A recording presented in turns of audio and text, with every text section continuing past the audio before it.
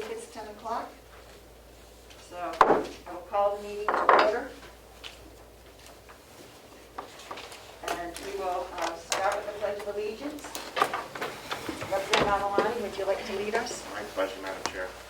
I pledge allegiance to the flag of the United States of America and to the republic for which it stands, one nation, under God, indivisible, with liberty and justice for all.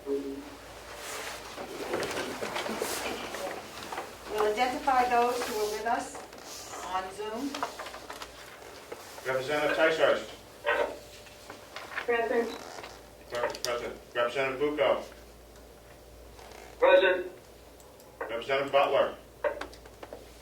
He was going to He's not here yet. Representative Cordelli. Here. Representative Crawford. Representative Nelson. Here. Representative Comeau. I'm Here. here. Sorry.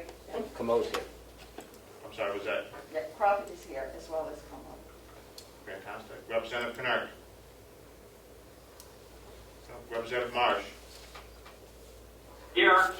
Representative Burrows. Here. Representative Kanzler.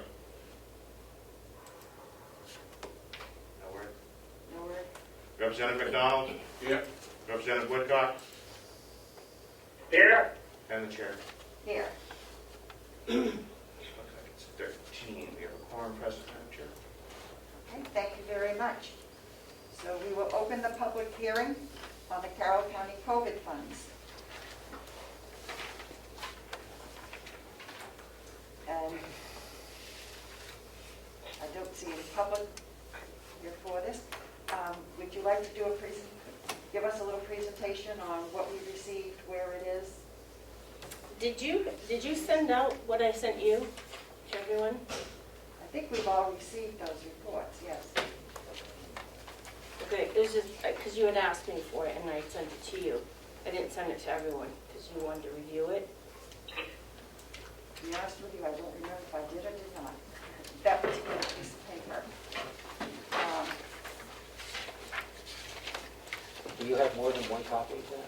I didn't bring one. I thought it was going to be, I haven't seen anything that's been shared with your group, so I'm sorry. I can get more, but this one is the most recent one that shows a total on the revenue side of 1.5 million.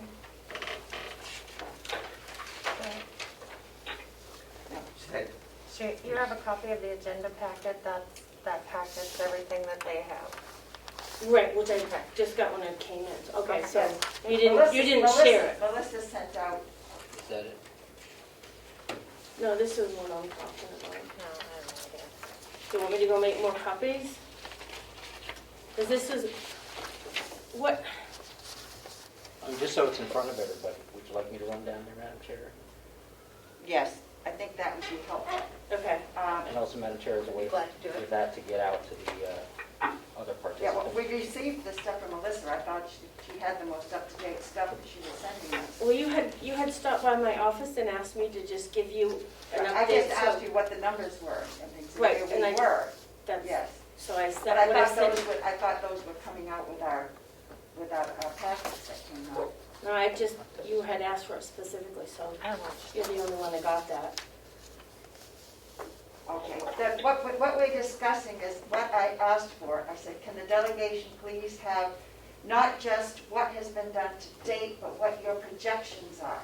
And she was able to project to the end of August. And I thought if we could receive and approve the amount to the end of August, it would save us, it would get us at least to do some of the approvals, pre-approvals, which is supposed to happen before any expenditures are made.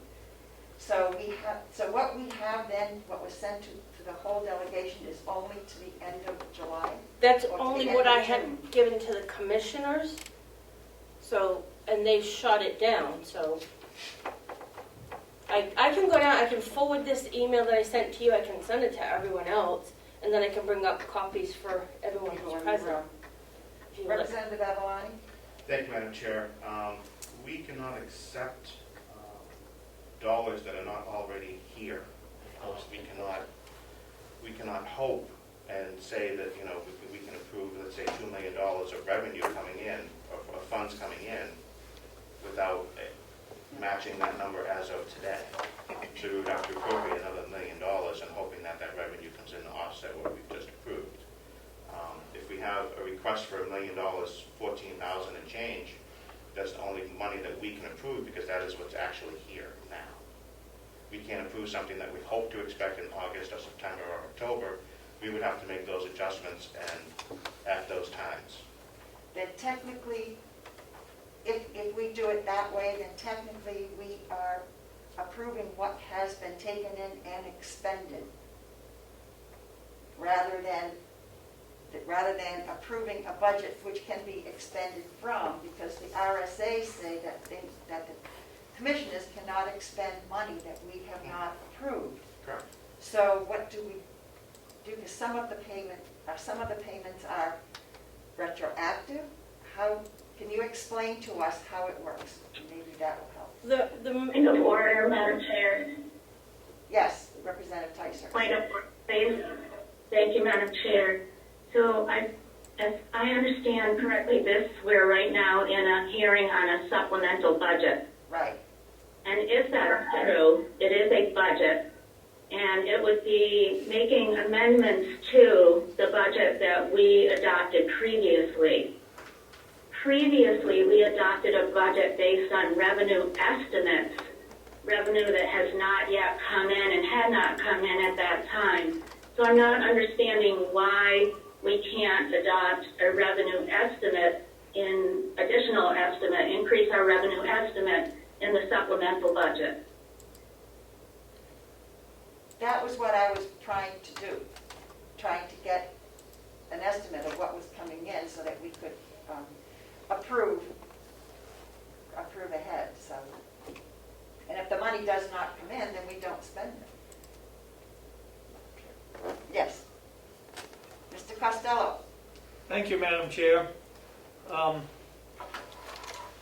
Just to go on record, I agree with what Representative Avalone is saying.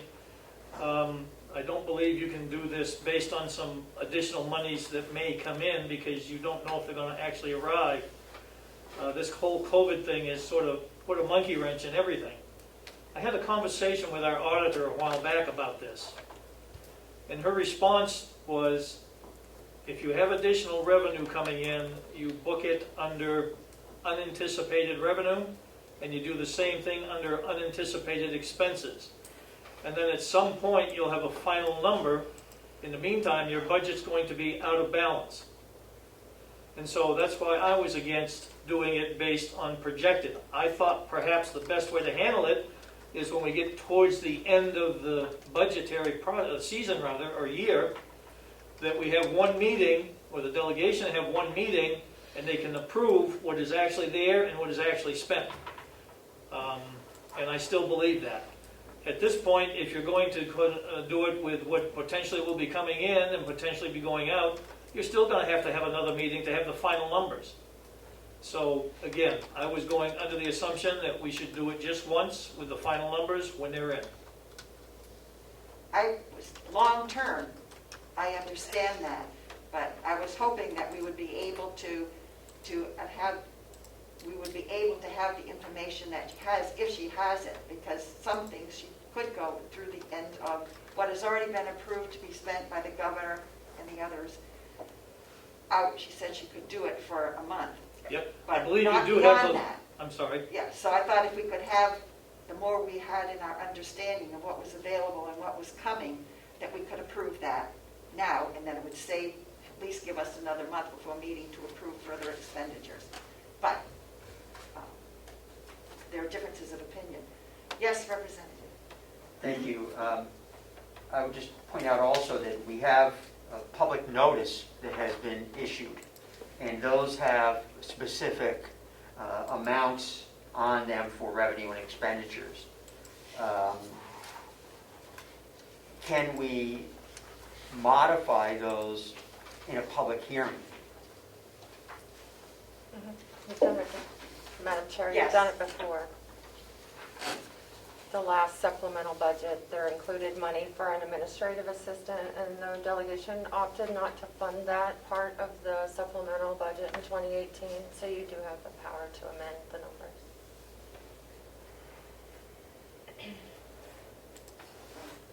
there any other questions? Madam Chair. Yes, Representative Ticehurst. Could somebody help me understand what the line item number is for unexpected expenses and what the current number in that line is? Like this. It does not exist at this point. So may I follow up? Yes. I don't understand how the county commissioners have the authority to spend money from a line item that neither exists nor has an amount in it. Representative Avalani. Thank you, Madam Chair. The purpose of this hearing is to accept this money to create those lines and to authorize the expenditures up to this point within the budget and to create those lines after the public hearing has been completed. Thank you. You're welcome. The lines, where have they currently been posted? Have they just posted to existing lines? For instance, many of them are for supplemental nurses, so are they being posted to salary line under supplemental nurses? So don't those lines already exist? How are you posting? We had to create new payroll codes, but they're still getting charged to those budget line items. When the money has been coming in for the long-term stipends and for the first responders, then when the money came in, I was taking the money back out of the budget because it was offset and put it into a line that I created for that for transparency reasons. Okay, so we do have a tracking system. They are being posted and they are being tracked with line items that you have added. Right, but evidently that's not an approved method, so I'm completely lost as to how you guys want this to be handled, to be honest.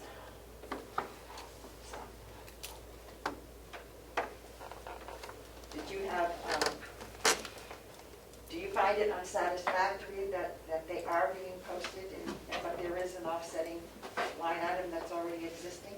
Is that what you were saying? I thought she was saying almost just what you were asking for. Did you have a question after the answer? No, we're here to approve the revenue. We accept the revenue. Okay. In the budget, since we're responsible for the budget, we create the lines that these expenditures have gone to. If they need to be in a separate line item, then we approve that line item to be moved back and forth. As for the full expenditures, as long as we accept the revenue first, the expenditures can go wherever we designate them to go. And then they can be transferred out as needed for payroll costs. But we need to accept the revenue before we can look at the expenditures. Are there any further questions at this point? I see Representative Pinnerk has joined us. Well, he was not here. We did the roll call. Madam Chair, Thank you. Yes, Representative Comeau. should we just motion to create these new lines so they're established and then go from there? Yeah, I think the first thing we need to do is make a motion to accept the revenue. Just from what Representative Avalani has said, I think that would be the first motion. We accept the revenue and then we can discuss the line items. Representative Avalani. You would have to close the hearing so we can go into our regular business and then we would approve all of what needs to be approved. Is there anything else to come before the hearing? Representative Bordelli had his hand up. I was going to make the same point. Thank you. Okay, thank you. If there's nothing else to come before the hearing, then I will close the hearing. Okay, the hearing is closed. Now, I'll accept a motion to receive the revenue. Representative Ticehurst. I'm sorry, Madam Chair, it's just a point of order. Since you've started a new meeting, we would need to call that meeting to order and then take the roll as usual so that the minutes can accurately reflect what happened in the meeting and who was here. Thank you. You want, okay. We'll close the hearing and reopen our meeting.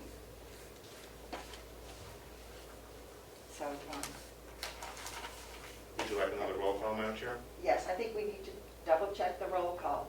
I don't think it's changed, but we will double check the roll call. Representative Ticehurst. Present. Clerk is present. Representative Bucco. Present. Representative Butler. Representative Cordelli. Here. Representative Crawford. Here. Representative Nelson.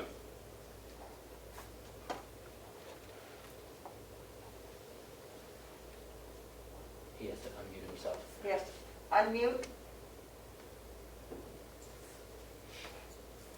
Representative Nelson,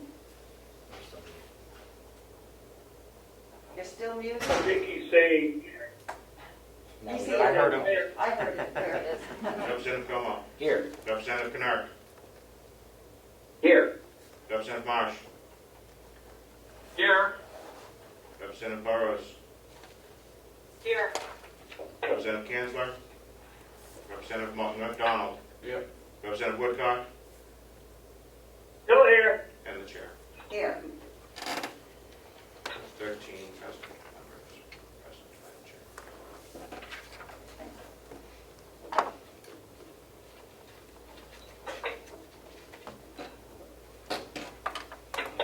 information that we have to date is that the total revenue received is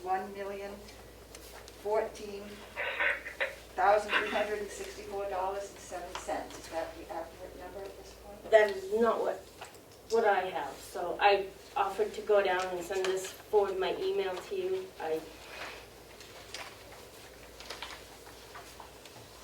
I have a different number because more money came in, which is what I had sent you. So I'm sorry I misunderstood. I thought you Okay. specifically wanted me to respond to you. Representative Avalon.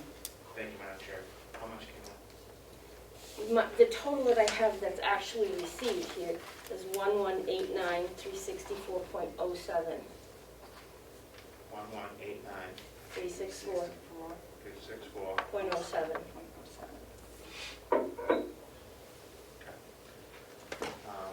Seeing as there's no motion yet, Madam Chair, I would recommend that we get to the members that are meeting remotely these numbers so they can go over them as well. So I broke it down between what I have actually received, what I'm expecting because it's outstanding, but it's expected, what's been paid out, and what I'm estimating. So I have 4 columns on here, so I tried to make it extremely clear. And the number I gave you is the actual. Follow up, Madam Chair? Yes. The actual 1189 is the actual number that is in this building right Yes. now. Yes. Yep. Okay, That's that what one we has approved. been now. Yep. Okay. Do you want to take a 5-minute break? And you can email that? Yep. that copy to And me? make some copies. Bring And them make up. some copies for us. Sure. Okay, thank you. We'll have a 5-minute break. I think it should come to the delegation secretary, and the secretary just set it up. Okay, that's easy. Yes. Yep. You're not trying to get everybody. Yep. Okay, thank you. Madam Chair, Yes, Madam Chair, when that document comes back, will you please put it on shared screen so we can look at it? we're going to send it to all of you, but probably the shared screen would be a good idea because some people, by the time you get it and print it. And how the public may be watching. Good point. Good point. Representative Avalon. Can we move on to the approval of minutes, Madam Chair? Okay. Just gave everybody a 5-minute break. Yeah. I'd like to just give Kathy 5 minutes. I thought I was giving us all a 5-minute break, but that's okay. It's up to you. Okay, if everybody doesn't want a break, then we can go on and approve the minutes. Yes. Okay. We're ahead of schedule, so that's good enough. Okay. We have received the minutes from May 8th, which are updated because there were 2 adjustments as suggested by Representative Ticehurst. And also of July... Madam Chair, Yes. Madam Chair, point of order. You may have lost Representative Burrows. She took a 5-minute break that I see her. She's gone off the screen. Okay, so we better take a Representative Kennard. 5-minute break. Representative Kennard is. Well, just wait, you gotta wait till she comes Yeah, back. Representative Kennard has also stepped away. No, I'm still here. Oh, you're still here, okay. Just shifting chairs. Representative Butler. Traffic was not great. Oh, that's surprising, you know, I have no cars coming over. Please come Yes, south. Mr. Lots of Costello. Yeah, come south. Lots of construction, Good yeah. to see you. Austin's Yes, a we're in a few minute break, Mr. Costello. did you have- Thank you, Madam Chair. I just wanted to clarify. Unfortunately, I have to leave at 11 o'clock sharp today, and I did have a couple of things I would like to do before I go, if that's possible. Okay, when the 5 minutes is over, we'll let you take care of yours, and then Thank we you. can go on with where we were. Thank you.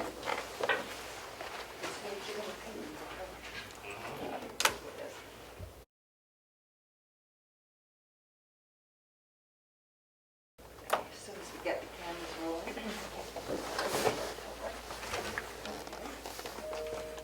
For the public and those of you who are online, Representative Butler has joined us since we took that while we were on our break. So we will return in a few minutes as soon as we get the paperwork from Carroll. Did you want to do the treasurer in the meantime? Okay. Thank you, Mr. Madam Chair. Costello. Thank you. I just wanted to, again, put it on public record about the letter that the commissioners received from Melanson and Heath, dated July 13th, 2020. As part of our annual review of our clients, we evaluate services we have provided and the results of those engagements.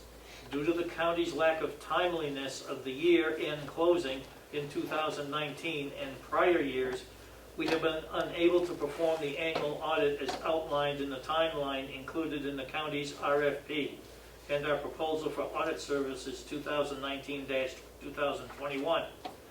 As a result of the continued delays, it will be difficult to schedule the county's 2019 audit in the coming months. Since this has become a regular occurrence, it is in the best interest of our firm to not continue our services with the county in 2020. Our engagement for audit services was approved by the commissioners and the delegation for 2019 only. We ask that you refer your audit needs to another firm for the 2020 year.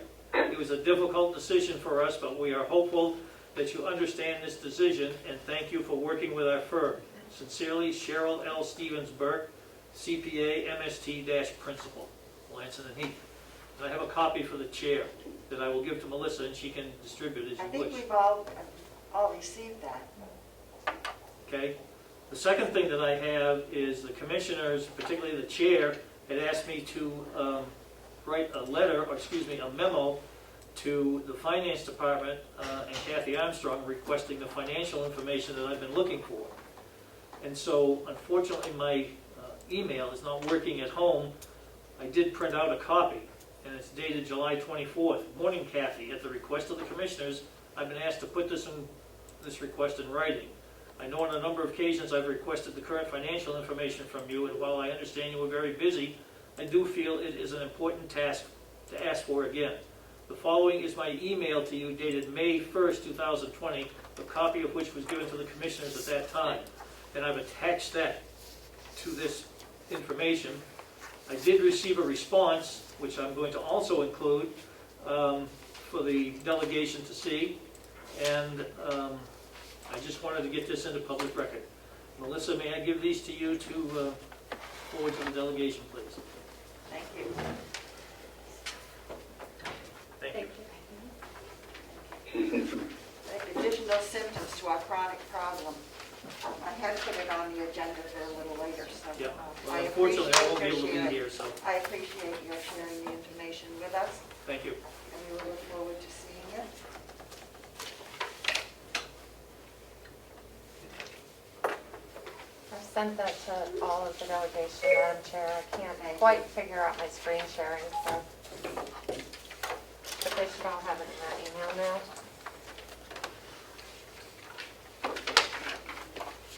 Thank you. Oh.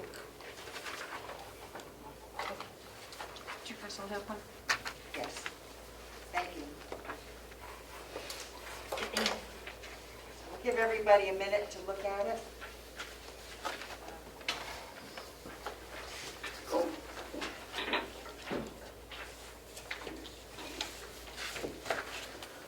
Representative Avaloni. Thank you, Madam Chair. And this is received here to date, is today's date? There's nothing, I checked, there's nothing recent since this one was printed. This is after a meeting on the 20th, when I had met Catherine and asked her if she could give us some projections or what expectations. And that was as far out as she could go with the funding that she knew was coming, that she thought was coming. So, Madam Chair, I don't know what you're looking at, but I don't have it.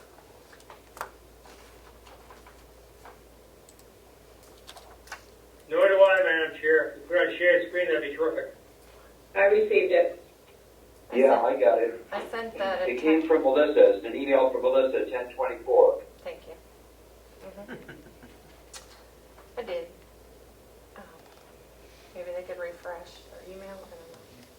Can you do a send receive on your email to refresh it? Is this the COVID-related revenues and expenses report? Yes. Yes.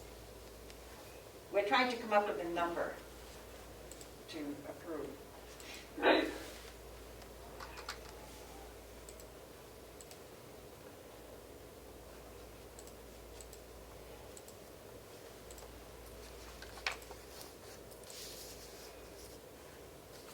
Have you received it, Representative Bucco?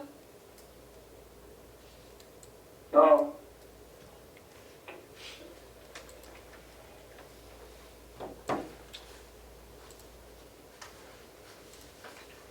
Is Melissa struggling to get it up on the shared screen? Yes. Yes, Representative Crawford. I've been on Zoom all morning, so if you put it on your desktop, if you put the email on your desktop and then share your desktop, and then you can click on it and it will come up.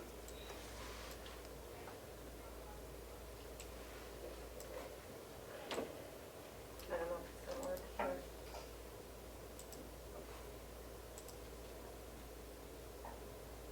There it is. Yay. Okay. Woo! Yes. Yes.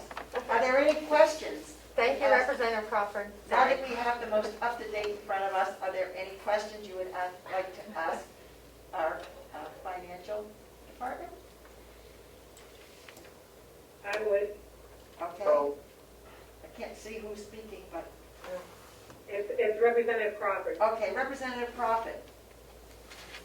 Okay, so we've received to date $1,189,000. We've paid out $754,000. We're estimated to pay out, I'm assuming, another $266,820. So when I subtract what we've received, the 1,189, from what we're projected to pay out, the 1,021,216, we still have 168,148. So are we keeping that in the pot until we get more payouts, or are we adding that to another estimated payment, or what are we doing with the $168,000? Thank you.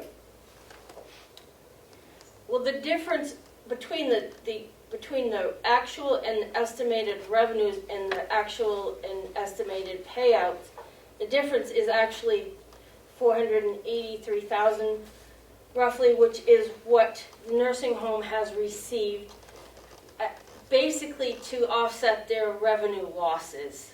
It just landed in their bank account from the feds. The federal government did. And I think Howie explained all of that in his letter. So I understand that we have some vacancies now in the nursing home, whereas we normally have a long wait list, but people are not obviously putting their family members in. So I think that the state is trying to, the governor, and how they're dispersing these funds, that this committee is trying to cover the losses to the nursing homes. Is that correct, Howie? I guess so. that is correct. Lost revenues represent our greatest net expense.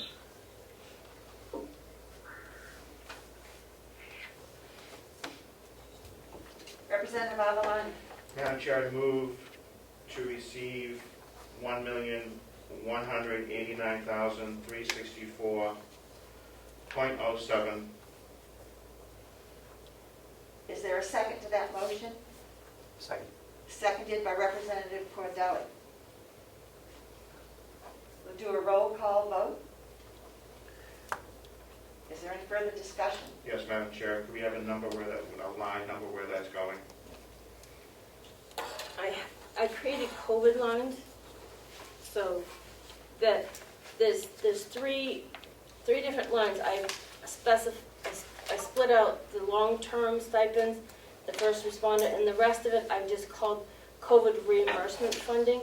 So that would be where, unless you want to add another line, but that's everything else falls under that, and that is 200,402,106.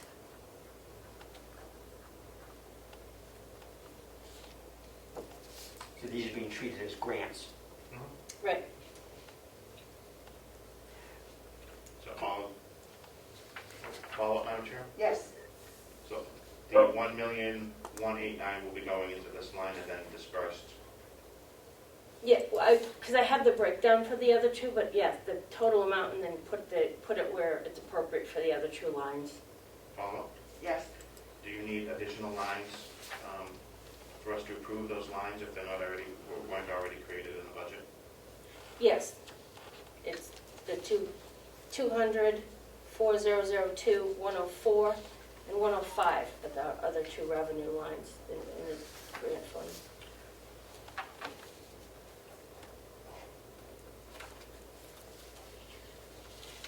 So, Madam Chair?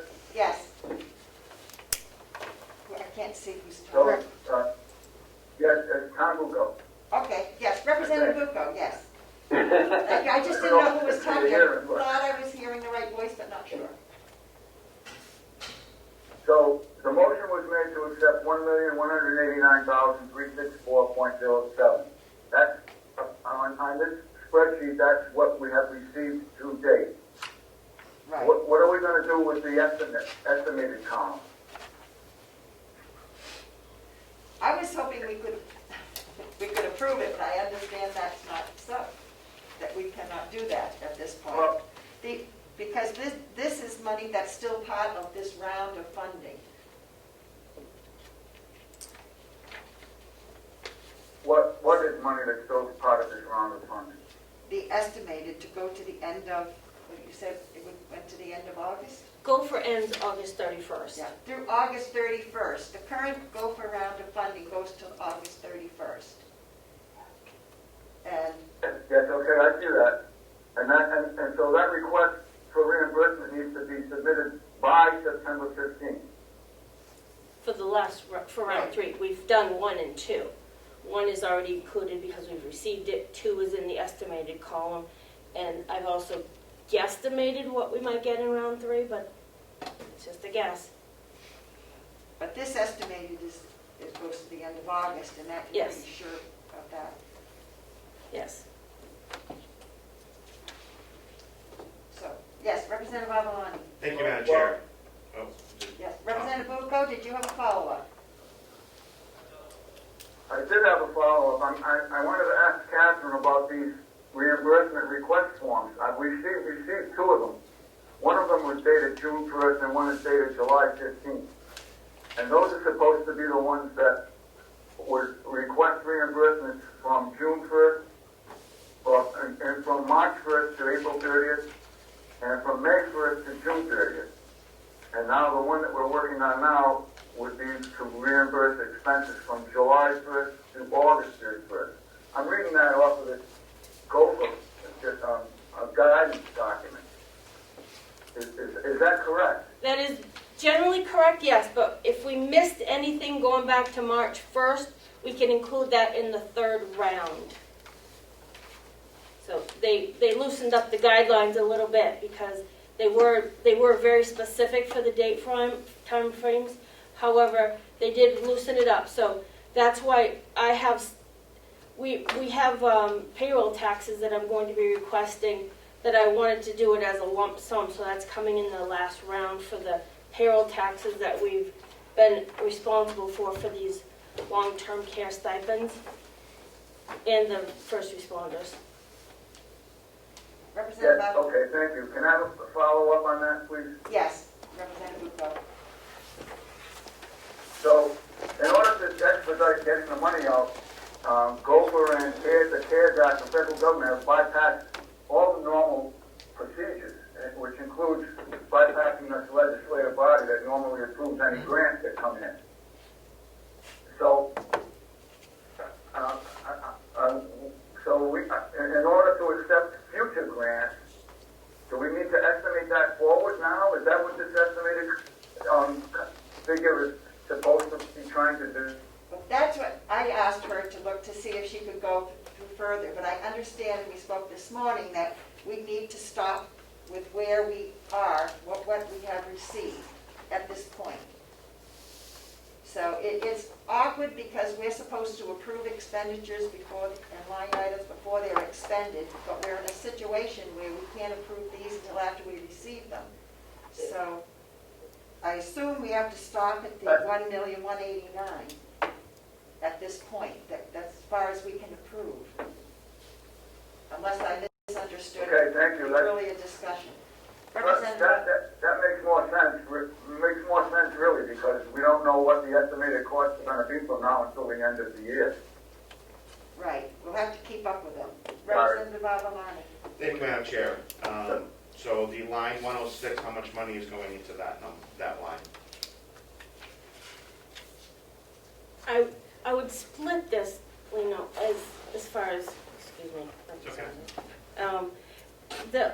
The long-term and the first responders are going directly to those. But if you want to just approve that one bottom line in there, and then I can disperse it afterwards, or I can break it down for you now. Yeah. Follow, Madam Chair. Representative Avalani.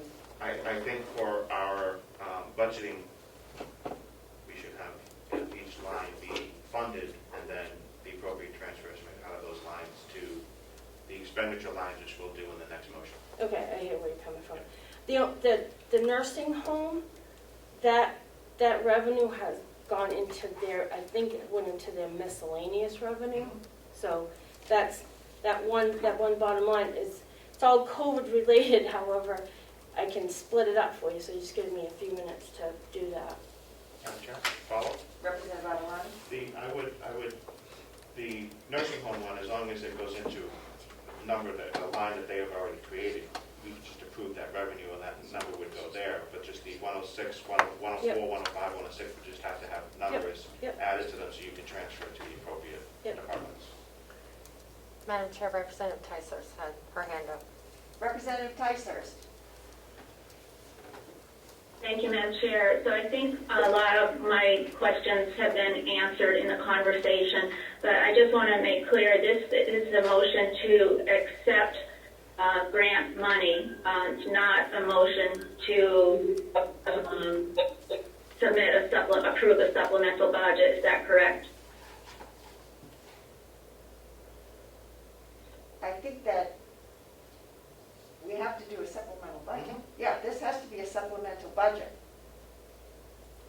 But I think if we do the line items, then maybe we would approve you- that as the supplemental budget.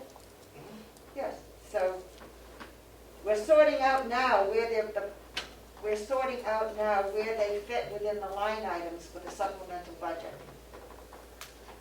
Great. I just wanted to confirm that. Thank you. You're welcome. Representative Cordelli. Thank you. I'm looking at the reimbursement request form dated June 1st. Two questions. I'm wondering what is the Surface Pro for telework? I don't know what telework is and who that's for, what department, what is that? That was the attorney's office requested it for because they had to work from home. So they needed a laptop type portable computer. Follow up on that. Yes. I would hope, I don't know if anyone from IT is around, but I would hope that is included in the IT inventory. I've noticed a number of different purchases from different departments not coming through the IT budget. And I'm worried that things are not being included in the IT inventory so that items can be tracked when an employee leaves. That we make sure that county equipment is returned. Secondly, if I could, We don't need that line item. Then I would assume we would need that line item for that item. right. Second, the amount of reimbursement requested on this form is $30,302. But on the form we just received, it's $30,202. There's a $100 discrepancy between the request form and what has been received and what has been paid out. That's what after they received everything, that is what they determined they were going to cover for. Okay.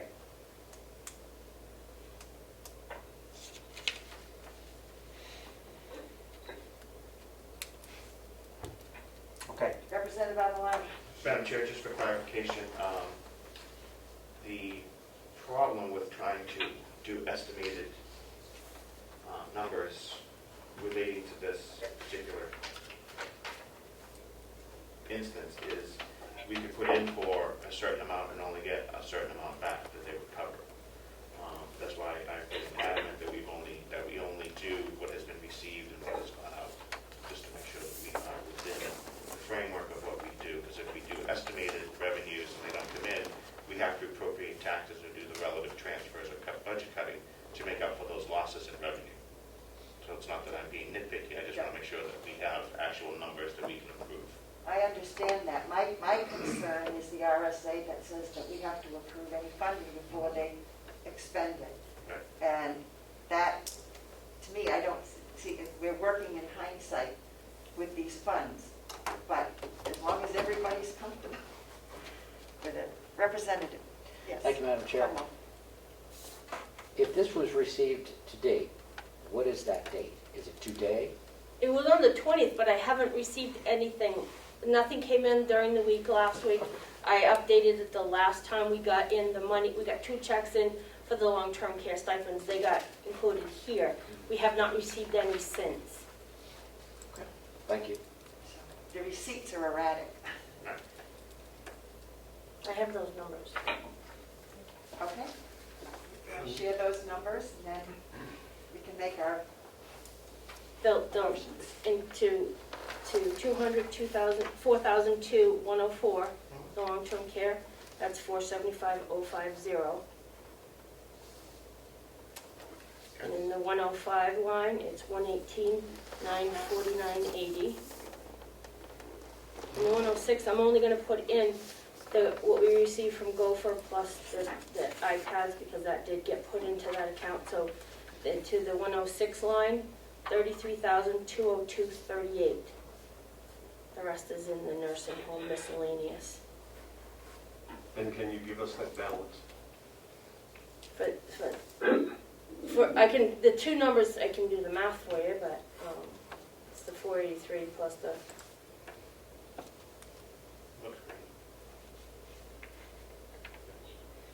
Sorry, my eyes are not happy these days. well, the mask blowing up into them. I know, that's why I keep put my glasses on and I can't see anyway. On and So off. that it's 562, 161.89 for the miscellaneous MVC.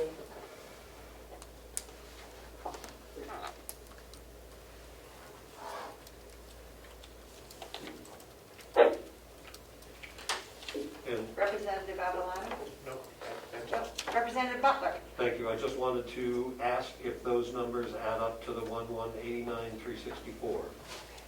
Is that what we are working on? Yes, yep. Okay. Representative Cordelli, did you have a question?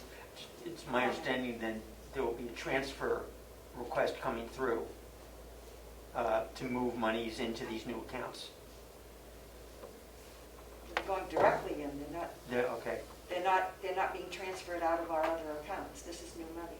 Representative Representative Avaloni? Thank you, Madam Chair. And the line number that 562 is sitting in? That is 305,049.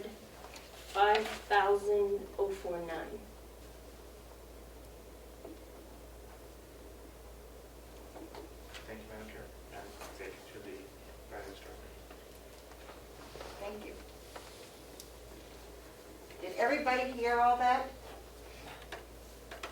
I think they did. And it actually does add up to that bottom line. Thank you, Ed. I'm not sure I got them all written here, but as long as you do I got it. have them, you have them. It's Good. up, it's on. I wrote them down, but they're, Just want to make sure we got the lines correct. okay. So, we can move forward with the motions. Motion's already been first and seconded. We have the lines that are broken out, Madam Chair, with the revenue that's been approved to be received. We just need a vote. Thank This you. is representative. Does everybody have those line items now with the amounts in there? So you understand what you're voting for? It is what is on the screen, correct? It's received the date column? Yes, but what we are doing is we're assigning them to line items, to the new line items. Yes. Okay, so I just want to make sure no one has any further questions before we call the vote. Okay, is there any other discussion before we call the vote? Okay, the motion has been made and seconded, and we have been given the numbers. And so we will call the vote. Representative Tysarst. No. Clerk will vote yes. Representative Bucco. Yes. Representative Butler. Yes. Representative Cordelli. Yes. Representative Crawford. Yes. Representative Nelson. Yes. Representative Comeau. Yes. Representative Knurk. Yes. Representative Marsh. Yes. Representative Burrows. Yes. Representative McDonald. Yes. Representative Woodcock. Yes. And the chair. Yes, Motion passes, Madam Chair. thank you, the motion passes. Madam Chair, Yes, If I could. Representative Butler. I'm wondering if I could ask if she's willing, Representative Tyser's reasoning for voting no, just so I can understand.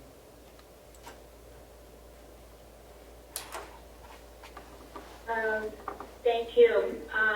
Believe that the process we're following is not our usual process. I understand that parts of what we're doing in an unusual way is due to the unusual circumstances we're under, but other parts are not. Thank you. Thank you. Thank you. So we have accepted the income. Do you have to also accept the expenses that have been paid to date?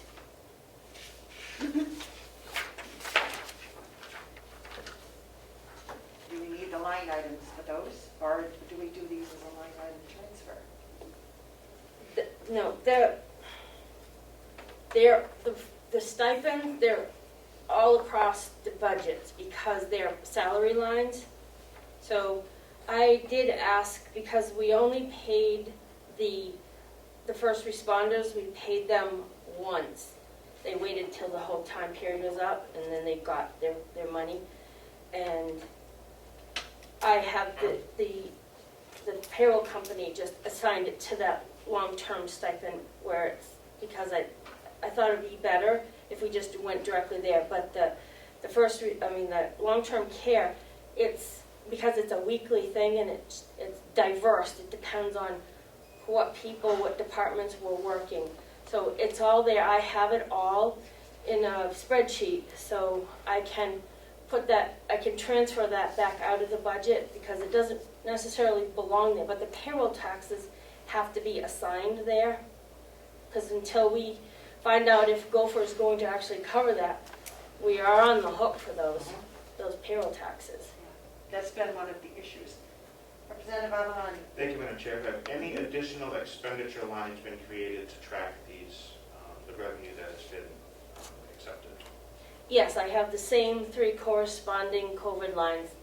They have a slightly different number. They start with the 200, but the expenditure ones are in the 4102 budget.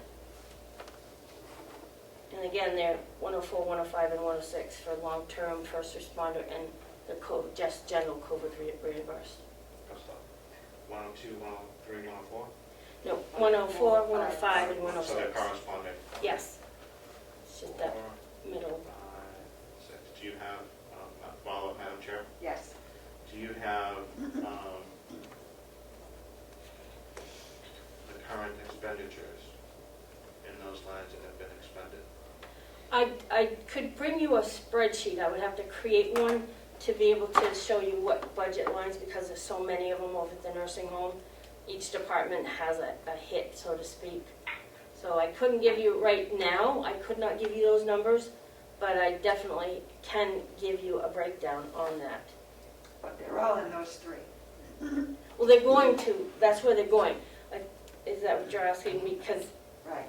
Because it's the same as the revenue for the first responders and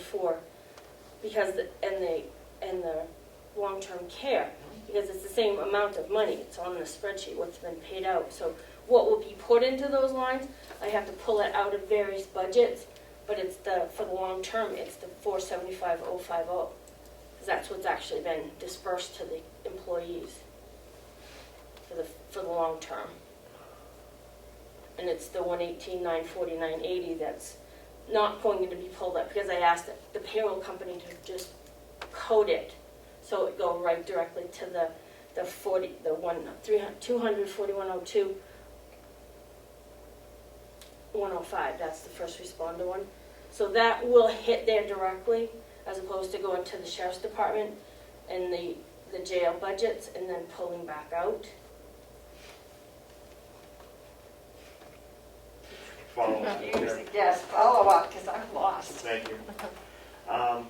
In order to be proactive in creating the supplemental budget, given that we've created new lines in revenue, we need to also create new lines in expenditures.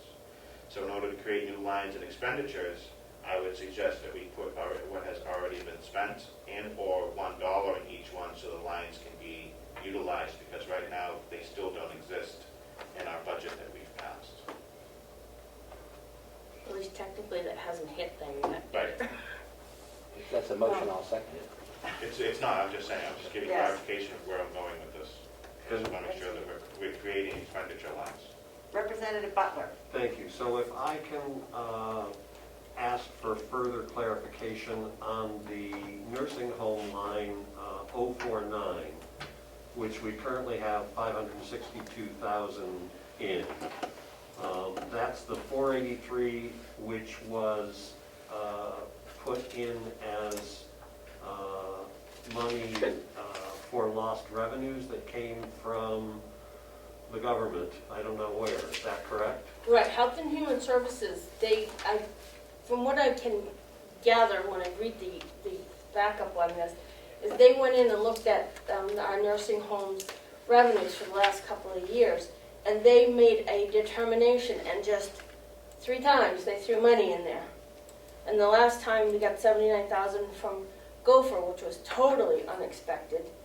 Most of the other counties didn't even try for that, but Howie was a brave soul and went for it and didn't ask for a specific amount. They just threw that money into the account once again. It's a very strange thing, but it's been just landing into the nursing homes miscellaneous, because we don't have any place else to put it. But that piece is also included in our acceptance of the revenue. So besides those 3 lines in the grant funding, how do we deal with that segment, and what do we do relative to expenditures in that piece of the budget? How do we deal with that? We're going to have to make some determination, because this is supposed to be for lost revenue.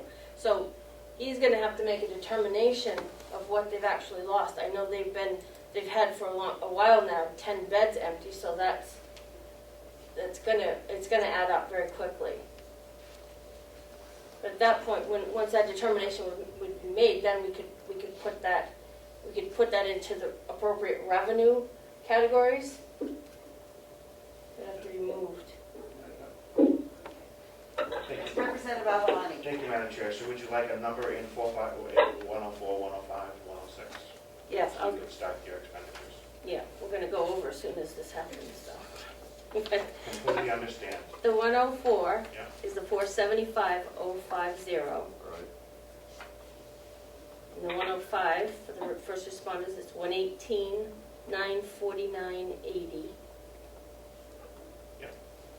And at this point, that the 106 would be the same thing as we had in the revenues as well, 33,202.38.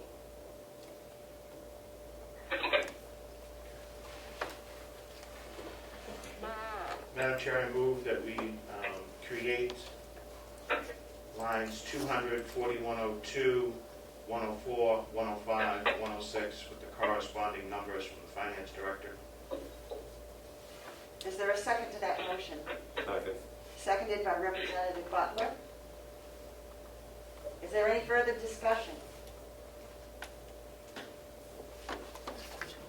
Representative Cordelli. Thank you.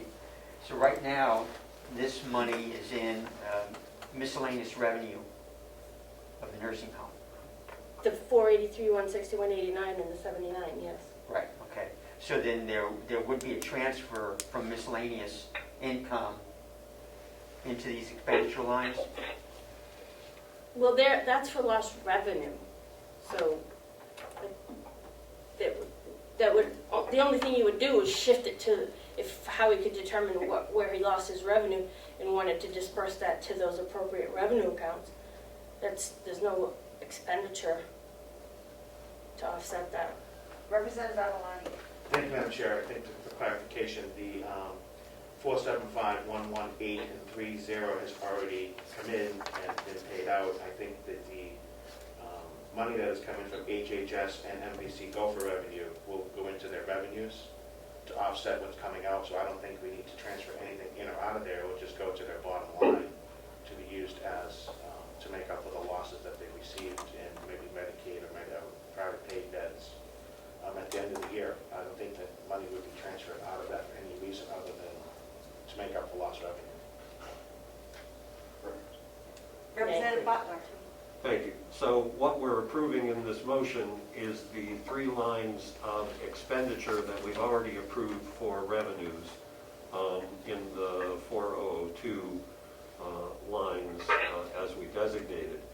And in terms of the lost revenue line of 562,161, Catherine is going to help us track that as the budget is clarified over time. Is that correct?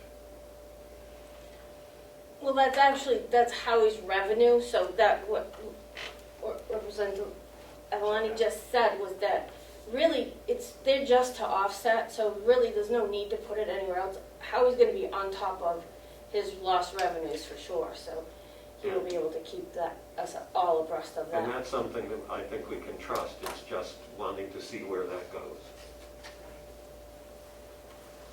Representative Cordelli. And we will see that all when we get the second quarter spreadsheets. Am I correct? Well, some of this came in July, so it's not going to be reflected in Right. June. Some will be in the next quarter. Right, Third but quarter. But you'll the see little that- items with the amount through June. Mhm. Is there any further discussion?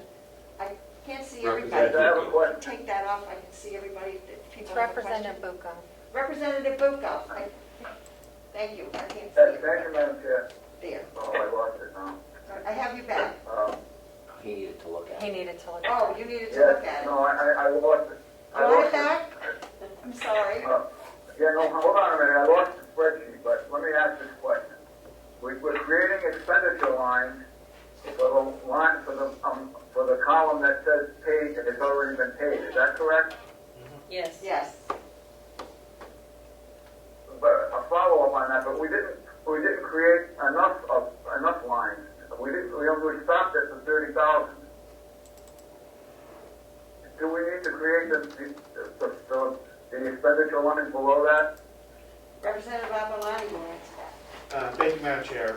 Representative Bucco, we've gotten clarification that there's gonna be a similar line in 4102, 104, 105, 106, that have the similar numbers that have been paid out already, so that those can be created under the supplemental budget because they don't really exist right now. Okay, thank you for that. And follow up? The numbers that the line numbers that you are referring to, we don't have those. We don't have those on the spreadsheet that we have. Yeah. Representative Avaloni. It's correct, they wouldn't be on the spreadsheet because we're approving them right now. We are just setting them up. That's what we're approving. Okay, thank you. Representative Avaloni. And a follow-up to that, Representative Bucco, is it allows them to put money in and out of that account by also making transfers now. So we would be seeing those as transfers going forward. Oh, good, okay, thank you. You're welcome. Thank you, Madam Chair. Okay. Representative Crawford. I just have a quick question. Are the stipends that they're receiving, and I remember Catherine saying something about the federal taxes and all of that, are they exempt from oh God, I'm having a senior moment. It just went like right out of my head. Are they,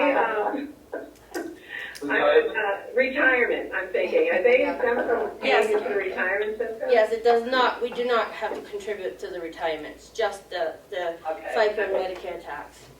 The FICA and the Thank you Medicare so is going much. to be significant. I think it's something we have to keep in mind moving forward. Representative. Thank you. Yes, Butler.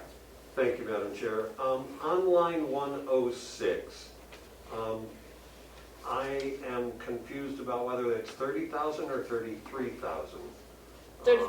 It's 33 because I put the iPad for the nursing home, I put that in there. And yet when we talked about the expenditure line, I thought we said 30. No, I said 33. 33, okay, thank you.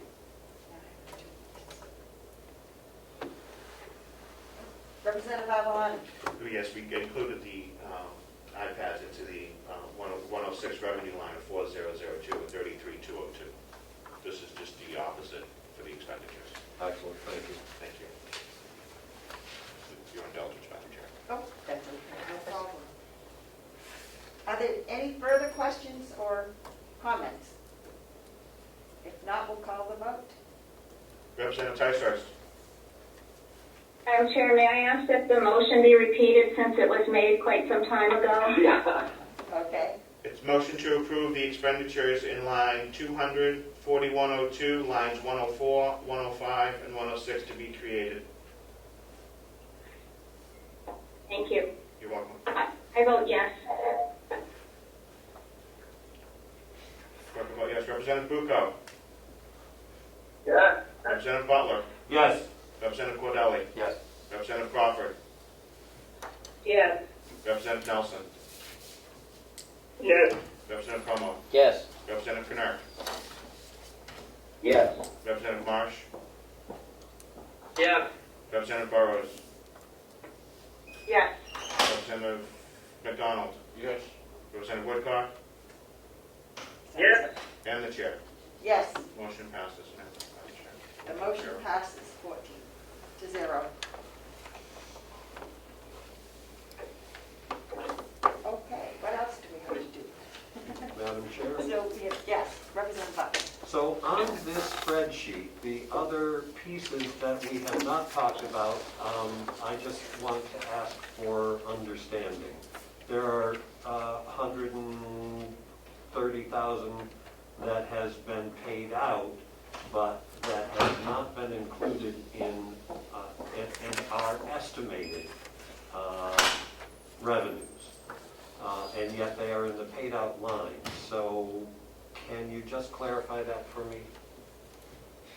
Well, if we've paid it out, but it's pending reimbursement either through FEMA, Gopher, those are the only things that are really kind of up in the air, because the estimated for the long-term stipends that's balanced. So I'm just guessing what we're going to, I'm basing on, when I applied to go for 1 and 2, I know what the parts that were FEMA, but those have been, we still haven't even had the opportunity to, FEMA is supposed to, I attended a seminar and they are supposed to give me a liaison. A lot of the counties don't even have that liaison yet. So FEMA is probably in our distant future from what I've been told by other counties who've actually dealt with FEMA before. But it's just that this payroll taxes, that's what I'm going to be asking Gopher for. Portions of some of this stuff also includes a little bit of our contribution, a percentage based on what we paid people for the CARES Act. So that includes the potential. We're asking for as much as we can possibly get back. Follow up, Madam Chair? Yes. Thank you. And so those monies might be something that if we don't get all of that money from Gopher or FEMA, might ultimately become a need for the budget to absorb. Mm-hmm. Thank you. Are there any further questions? Okay, is there anything else that you need us to approve for you to move forward? Yes, at this point? You guys, you have to Wait, do we the, haven't voted on the motion yet, I don't believe. I thought we just voted. Yeah, we did. We've already voted. You voted yes. I forgot to write it down. Okay, let's miss something here. I'm just waiting, we have to go back to the supplemental, right? So We have to go back to the supplemental? We just created we this. just created the supplemental. Okay, but That's what it is. That we can work, that's what it is. Okay, I'm clear. okay, Foggy as you Okay. are about this whole thing. okay. So, I assume we're ready to move forward then. Okay. Yes, Representative Allen. There's still questions on the supplemental budget because That's what I was asking. I clarified a little nicer. Okay, would you like to clarify? Our notice was to accept revenues and approve expenditures. We've done that to change our budget that we have right now to include the new income and the new expenditures. That was unanticipated. So as far as the budget is right now, it has been amended, and the supplemental budget has become our new budget, which included these 6 new lines. Point of order, Madam Chair. Yes, Representative Ticehurst. Thank you, Madam Chair. If I recall correctly, earlier when we were doing revenues, I specifically asked if we were approving this revenue estimate or if we were approving a supplemental budget. And I believe I was told that we were just approving the revenues. So I don't think that I have voted on approving a supplemental budget.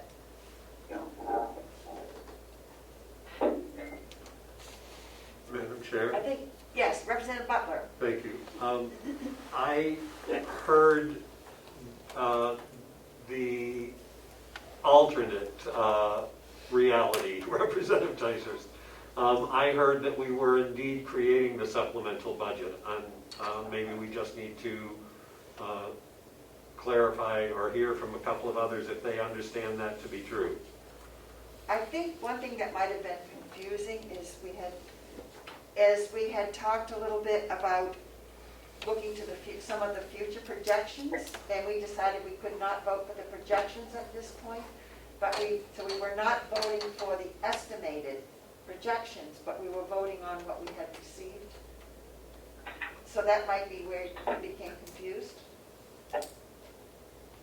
So if I understand correctly, there will be no vote on whether or not to approve a supplemental budget. Well, Madam Chair? Yes, Representative Bucco. Thank you, Madam Chair. I mean, by the process where we just approve revenue lines and new expense lines, isn't that a supplemental budget? Yes. We were putting in the amounts. discussing the amounts. If I remember correctly. Well, Madam Chair, may I? Yes, Representative Ticehurst. Is it our usual practice when we do a budget, whether supplemental or regular budget, to approve the line items in various components and then to vote on the budget as a whole? Is that our usual practice? Madam Chair, in the last time that you did a supplemental, you just took votes on the individual items in the posting. You didn't do an overall approving a supplemental appropriation, if that's Right. helpful. You just took votes on the individual items. Right. As we vote on individual items, then we have to vote again on the total. We're voting on the same thing twice.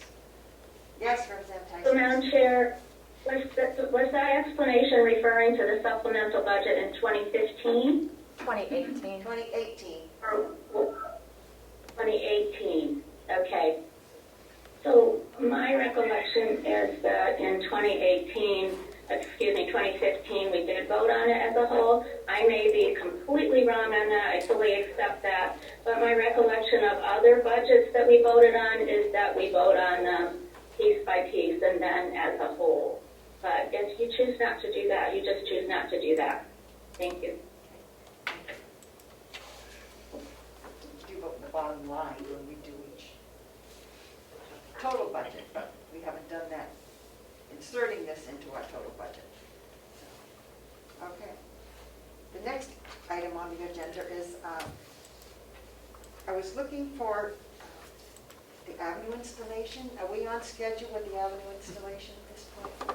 I'm still waiting for John to get back to me but we're pretty much ready to, I've already given the instructions and had a Zoom meeting with the jail superintendent and his assistant, and I have to actually go back on with a meeting with Sherry this afternoon to clear up a little bit of, we're trying to find out if I need to be more concentrated on certain aspects of the instruction or not. So as soon as John tells me that everyone else is ready to roll, then I can give them their sign-on information and instructions, and we can have a Zoom meeting to go over it. But that's where we're at with that. Once that happens, we'll start working on the next phase. Representative Cordelli? Thank you. I've expressed at commissioner meetings during public comment my concerns about this whole process of the avenue implementation. And I think I've expressed it here before, based on my 30 years of experience in IT. And the fact that the commissioners have not decided on who is going to be the recipients of the seats for this. The treasurer, to my understanding, is not on the list currently to have access to the system, which I find very troubling. The fact that the whole schedule is out of whack, in my opinion, in that preparation for the workstations would come after identification of the individuals to have access, and that has not been determined by the commissioners, and still that should have been completed months ago. In terms of moving forward with the new modules, no one in the county, except maybe the finance manager, has any clue as to what these module functionality will be. Yet it is going to change the workflow and processes for purchasing throughout the county.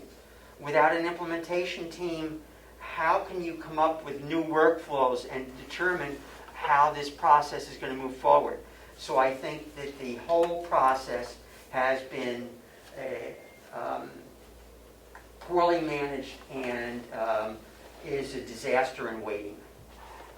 And I will have a further comment about general financial related issues that I'll maybe make during the other business section of the meeting. Right. On the avenue section, do we do we have, do all department heads, will they have access to it? I know we've talked before about how this is going to be set up, but I am concerned if our treasurer isn't he responsible for the overall oversight of the finances of the county? All I can tell you was last fall, when we pulled this together, this was voted on the 11 seats. And they were supposed to go to the people who are going to be doing the purchasing and the people who need to, the department heads that need to look this information up. So that's where the seats got assigned. If the commissioners choose to change them, then I will have to go back to the drawing board and redo all the security profiles and create the sign-ons, but we can do that. But this, I was moving forward based on the plan that we had last year. This bookkeeping system, this is the tracking of all of our finances. So doesn't our treasurer at least be able to look? Yes. We didn't get a look at who was getting the 11 seats until just last week. And I personally, and I think the other commissioners had the same problem with the treasurer. So we're waiting to find out, because 11 seats, but we didn't know, we just found out that it's by computer, not people. So we're waiting to find out whether we can have 2 people can work on the same computer as 1 seat. And we're waiting to hear back from Avenue. Well, I know in our church Clarification on that. they have, for one of the seats, anybody who does the collections on Sunday has access to go in and Right. post the collections, the deposits. So I know that they do that, and they have the same program. Yes, Representative Avalon. Thank you, Madam Chair. I don't think it should be per computer, it should be per position. So if you're the administrator of a certain department, you have this access. If you're the purchaser of this department, you have this access. I think just having it by computer is, somebody takes it home, nobody has access to it. Or somebody breaks it, nobody has access to it. It should be by position, no matter who is there. If it's the treasurer, right? If it's the commissioners have one password, if the register of deeds has one password to look at their budget, it should be by position, not by computer. Yes.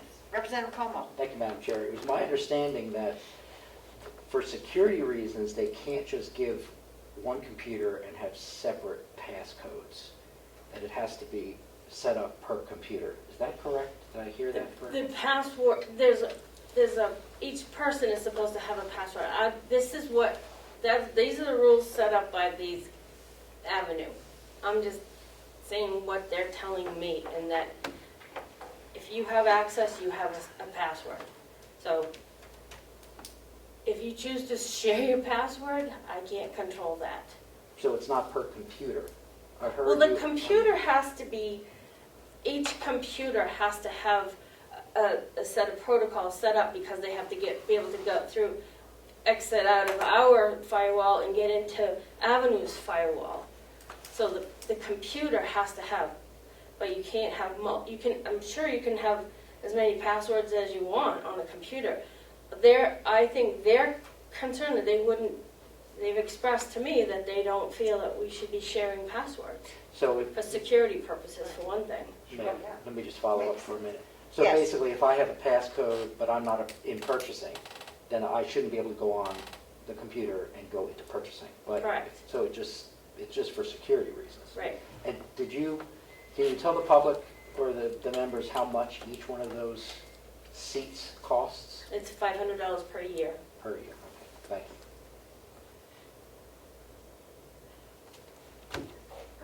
Well, I know that, having been an administrator in one of these programs, that I could give out to different people the different passwords, and I was able to go onto the computers, use my password, and get into it on different computers. That didn't have to be Right, using your access. using my As access. long as the computer was set up to be able to. Was set up to run the program. Yes, Representative Cordelli. Thank you.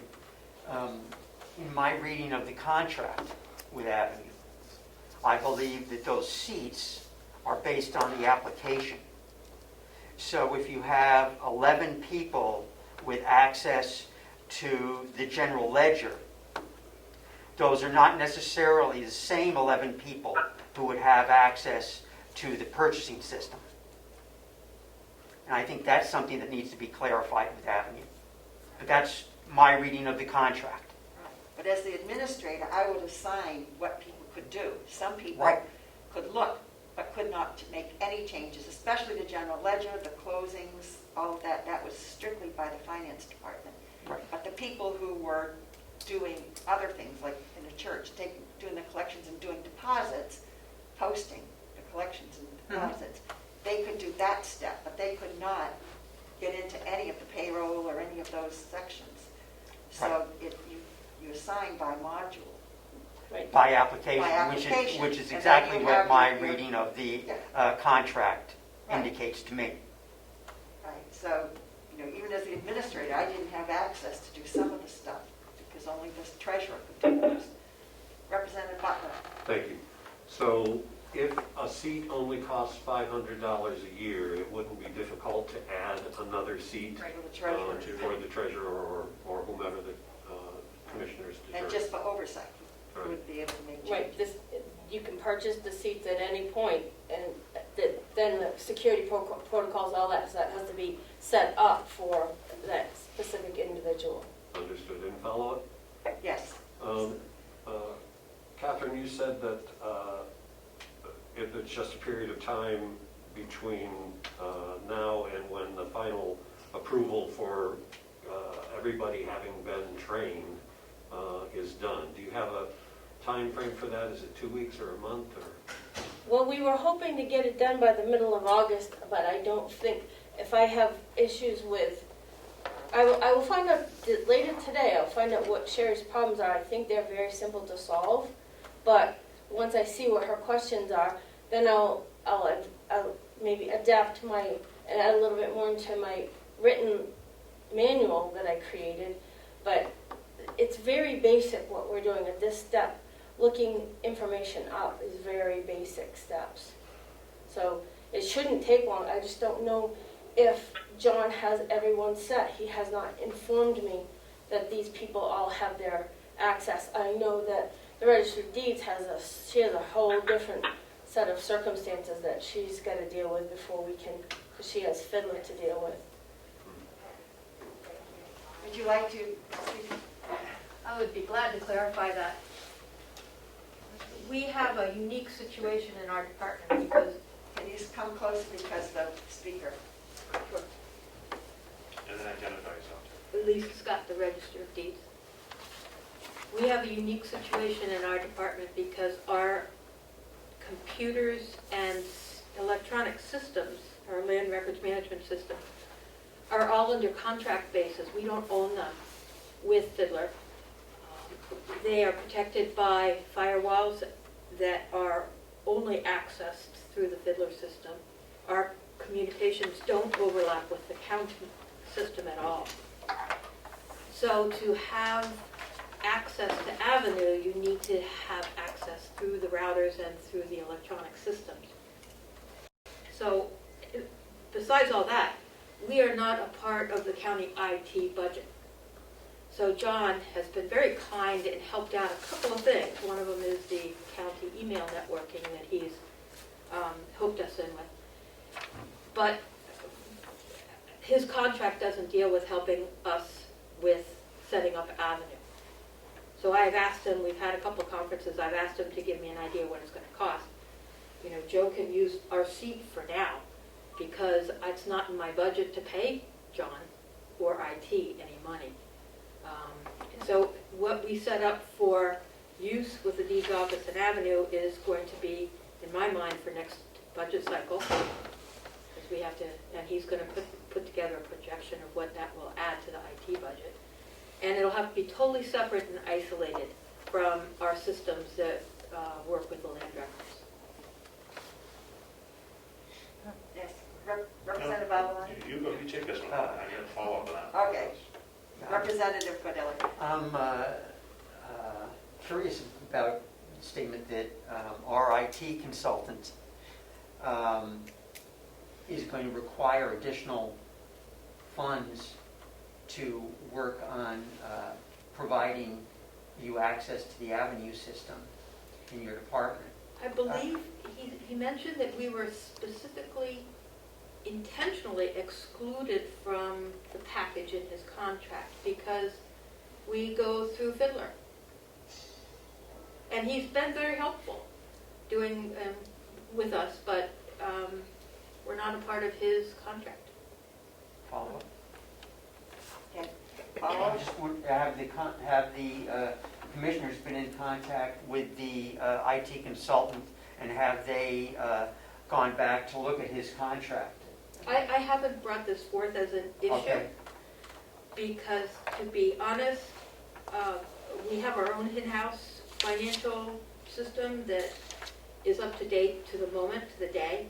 And I think Catherine and I, whenever we merge our information, we're on the same page. We don't have too many problems. So I'm not worried that I need this right now. It would be lovely for next year's budget to actually have access and to be a part of the county system so that we're all on the same page. One more. Lost part of it, but your expenditures, Yes. purchasing of office supplies and so forth, go through the county system. Only after they've... So you input that all into your system first. Yeah. Is there an interface between your system and the county system? Or is that all done manually? So, they're told our computers do not talk to each other at all. And the land records management programs do not want to have any access. They will not allow a VPN into our system. And I don't want to. We do have one laptop that is now in the office, which we purchased this year, thankfully, because of the COVID situation and remote work. I do plan on purchasing 2 more that will not necessarily be hooked into the Fiddler system unless they're actually needed to be, so that the staff can take them home and work remotely. This past few months has been difficult. They've used their own computers and their own networks, and only 2 of them have been able to do that. The other 2 have not. So it's evolving. The electronics is evolving. Representative Avaloni? Thank you, Madam Chair. I applaud that the registrar has been on top of this up to this point with Fiddler, and I don't see why a county computer couldn't be added to your desk that is logged into Avenue, and you would need. I agree. You would need 0 interface with Fiddler. You would need 0 interface with land management, and you would all just do your manual inputs through that computer with no other thing, because that's what you do. Essentially, that's what you said you're doing now. You're exporting it manually and giving it to Kathy, and she's importing it.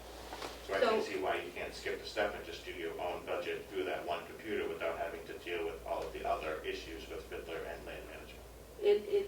It's true. And right now our printers and none of those would be allowed access because of the other system, and it's all secure. So it's a matter of figuring it all out, and perhaps buying another printer just for the county system, which I hate to do. I'm skinflint when it comes to buying things that aren't needed. There are a lot of complications. I don't have the need to go forth it so quickly, but I'd like to have that all settled in the budget for the coming year, which we're working on right now. Thank you. Follow-up? Yes. Couldn't that computer print in the business office downstairs, since you're on the same network? You would be on the same network with them? If we probably could. Yeah. Thank you. Thank you. Representative Nelson? Question. Thank you. This may be a stupid question. Does anybody know what other counties do? It seems that we always have these problems, and I can't believe we can't get another county to say what they do and if their system works. That's my question. Representative Nelson, I can answer you that every county does it differently. Every county. Some counties have, the deeds offices have no control over their finances whatsoever. Everything goes down to the finance office, and they have big finance offices with lots of staff, and they don't deal with the money part. other counties, the smaller counties, do it all in-house. And it depends on how the history of the counties is as to how they've been organized and how they've been set up and how they work. And we're unique in our own uniqueness, but so are they all. So it's evolving, and however the county, Carroll County wants to do it, I'll work with you.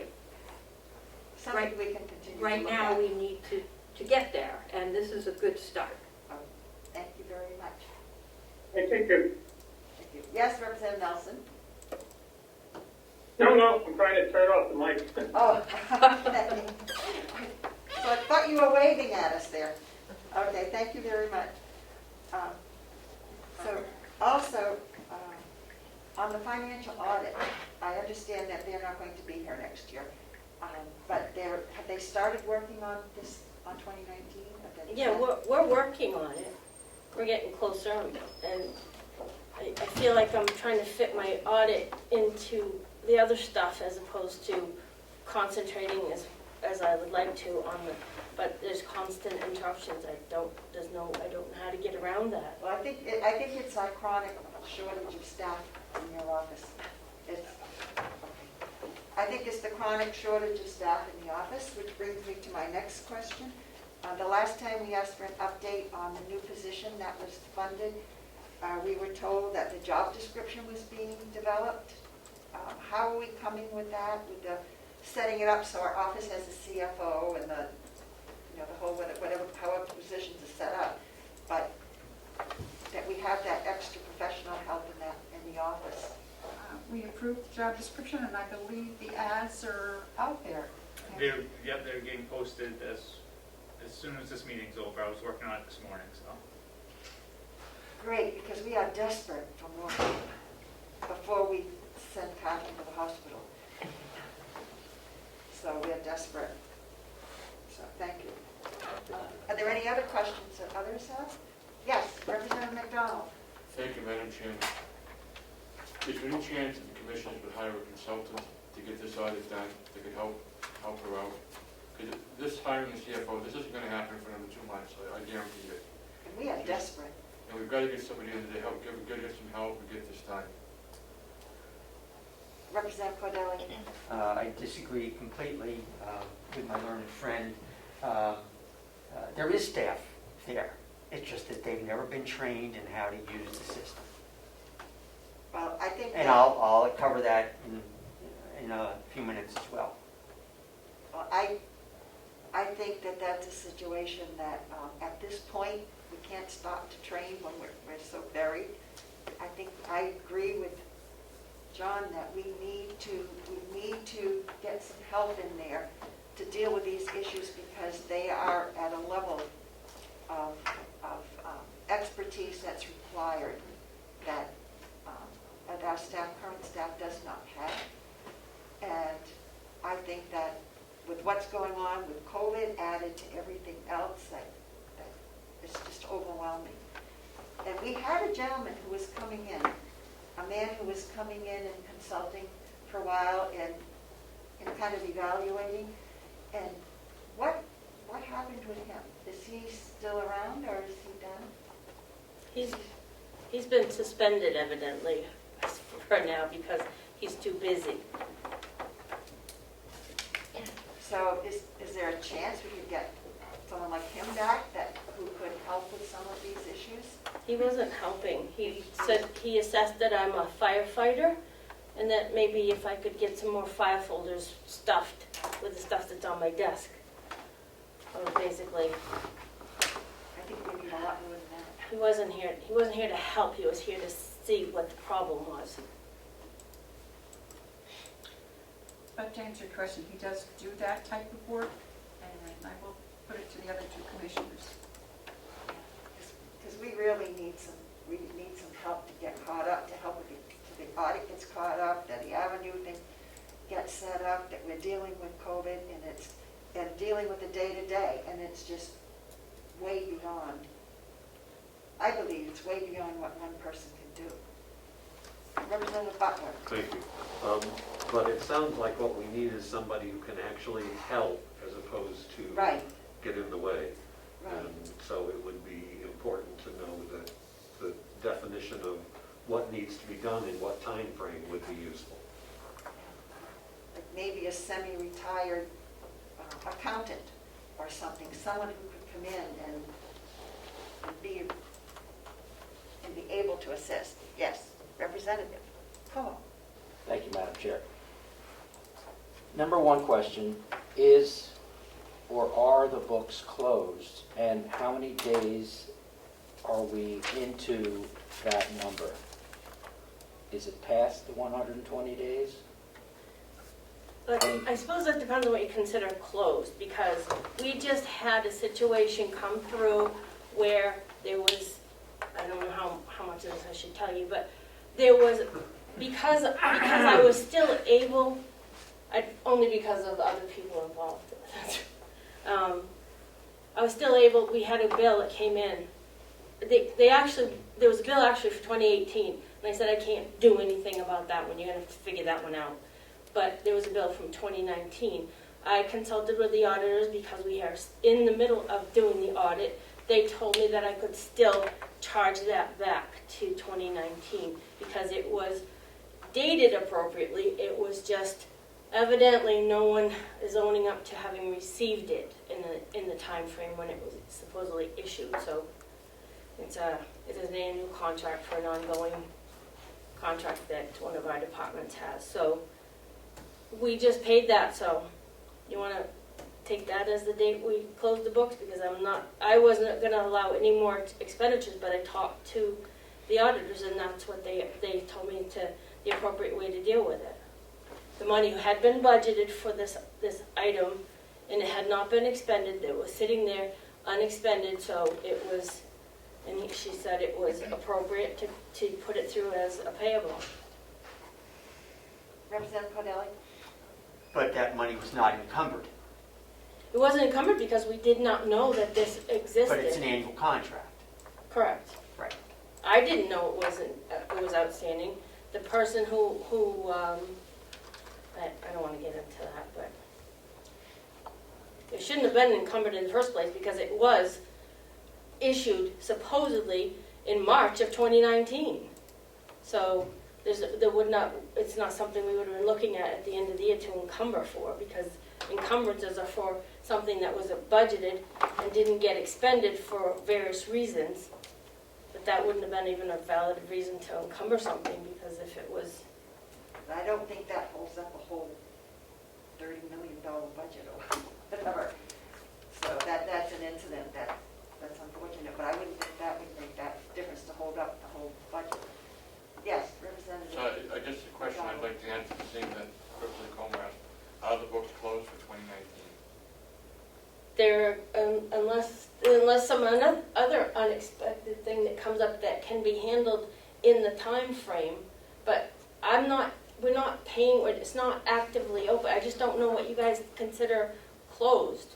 When I give the reports, the final report to the auditors, they can still allow things to be adjusted, because that's part of what they're doing. They're looking to see if there's anything that needs to be dealt with. So technically, the books are closed. Technically, as far as I'm concerned, they're closed. So whether it's final adjustment by the auditors, or it's closed. Okay. Are there any other questions? Madam Chair? Yes, Representative Burrows. Yeah, I'm curious to know when we will be advertising for the CFO position so we can get that rolling. Yes, Joy. Hi, Chris, HR Director. Hi, it's actually going to start being advertised today, and then have it open for at least a week, see who we have, but hoping to, get a panel together for some interviews within the next 2 weeks. Advertise this week. If we have enough names, maybe we can get some interviews lined up for the following week and go from there. So we're not trying to rush the process, but we're trying to expedite it. Get somebody quality in. Thank you. Yes, Representative. Thank you, Madam Chair. In some towns, fall behind on their financial reporting and processes, usually they hire an outside company like CMI, I believe it is, Municipal Incorporated, in order to come in and quickly do what needs to be done by law. We may have to go in that direction. It's not for us to make that decision, but I would advise that it be done, because you cannot hold up an audit for 1 or 2 items. I think 2-3 years ago, I had mentioned that if there are like 15 open items that is somehow stopping or delaying the audit completion, just report that to us so the public knows, and even though you still might be not following the statute, at least there'd be some kind of follow-up. But this is just in the ether. I have no idea. Last commissioners meeting, I asked for the contract with Scott Egan, who is the individual that the treasurer that we apparently have a contract with, which I still have not gotten, to see if he had any reporting, to see what he needed. So the commissioners could better make a decision on who could be down there to help out. And I haven't even received that yet. So there's a lot of things that are happening that seem very mysterious to me. And I don't know how the delegation is supposed to complete what they're supposed to do. And we're going to be dealing with budgets, and then we don't have any audit information at all? I don't understand that. And then the auditor's letter saying that they're not going to come back because they haven't been able to get any information, that's very troublesome to me. Thank you. Representative Avalon. Thank you, Madam Chair. I had a question for the HR Director, if I may. Sir? You mentioned a panel, hiring panel. Was that just, you're going to have the 3 commissioners do the interviews, you're going to do the interviews? Could you tell us how the interview process is going to work? Yeah, so my idea was, it's not written in stone yet, but to get together 3 people for an initial interview, maybe a finance director from another county. I don't have names yet, but have some knowledgeable people to do the initial interview and then present the top 1 or 2 candidates to the commissioners for a second interview. Thank you, Madam Chair. Thank you. Are there any further questions? Yes, Representative McDonald. I just got a question about the CFO. How is this going to fit in the entire finance department? Who's going to be the boss and who's the linkings or whatever? Yeah,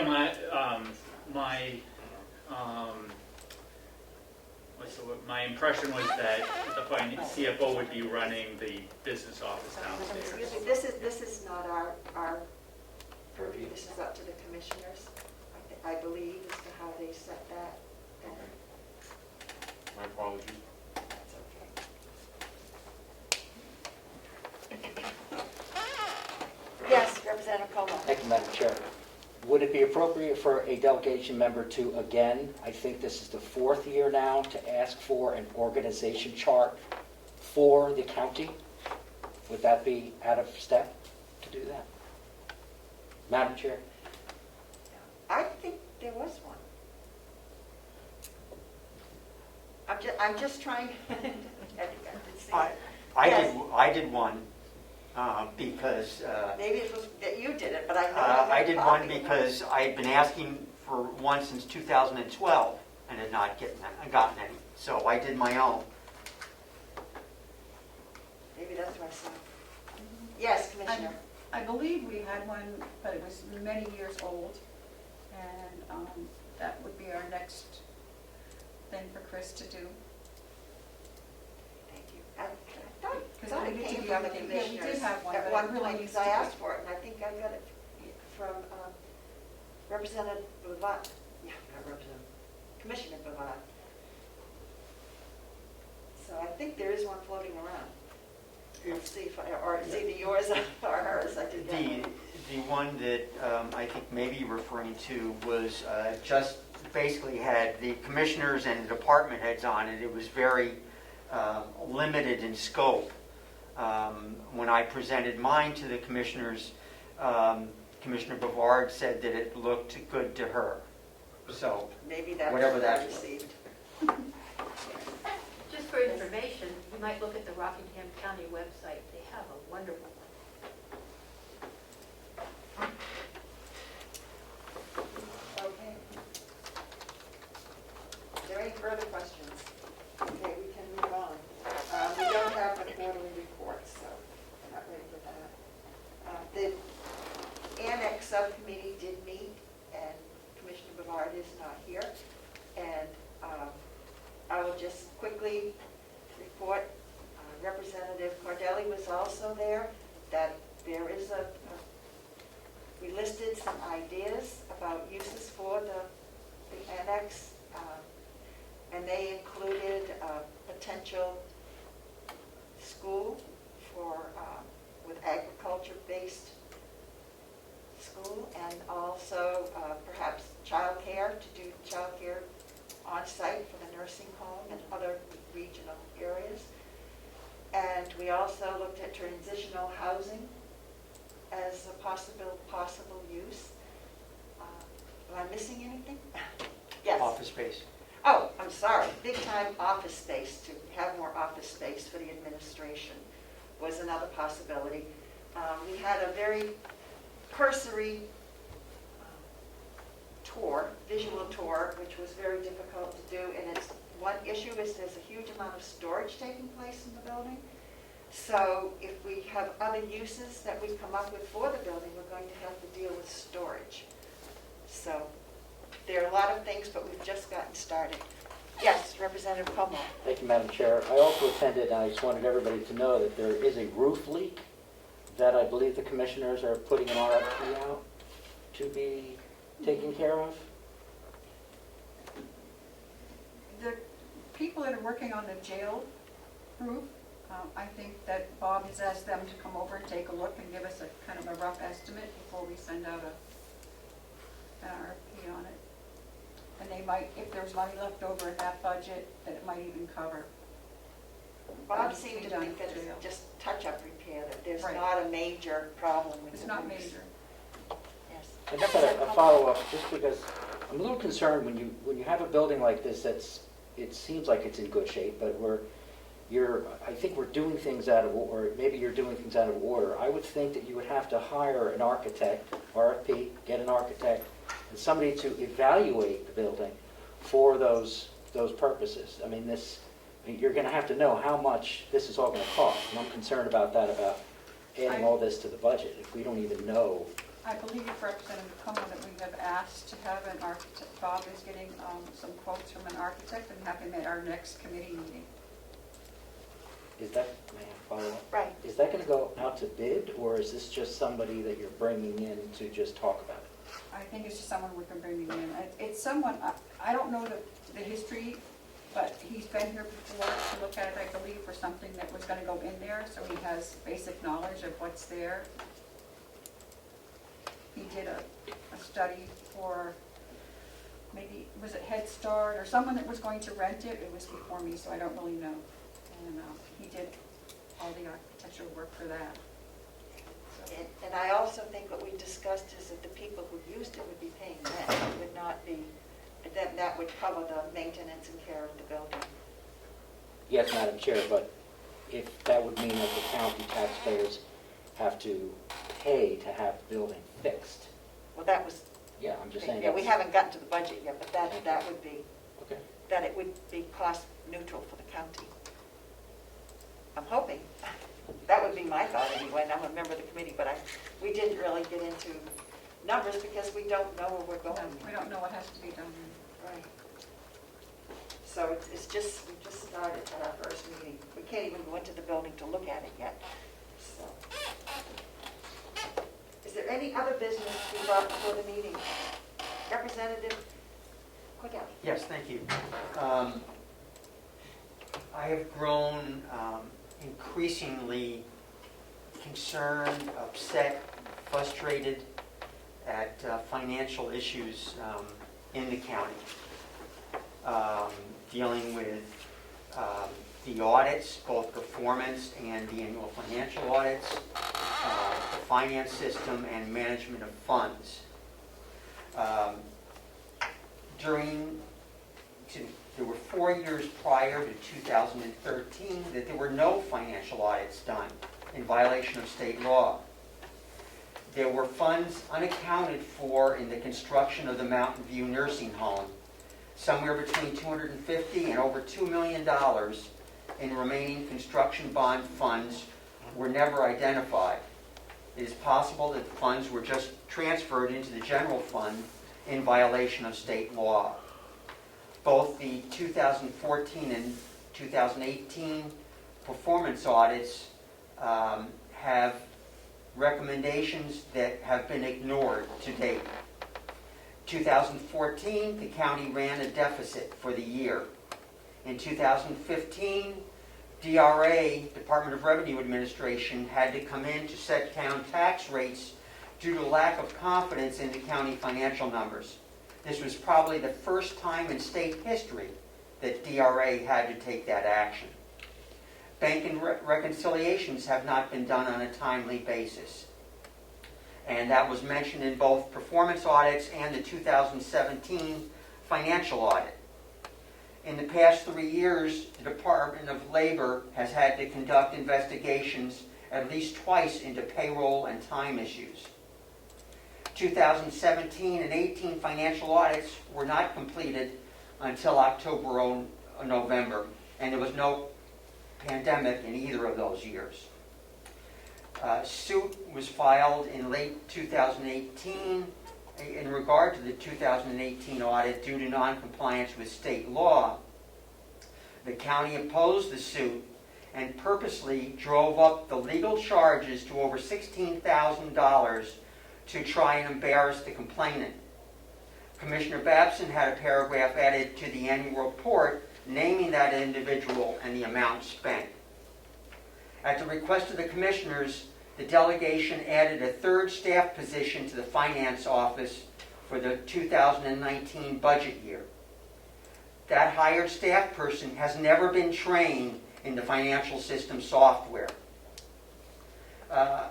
Recently, Commissioner Babson had voted with the Board of Commissioners on the requirement that the board vote on any release of right-to-know information in possible violation of state law.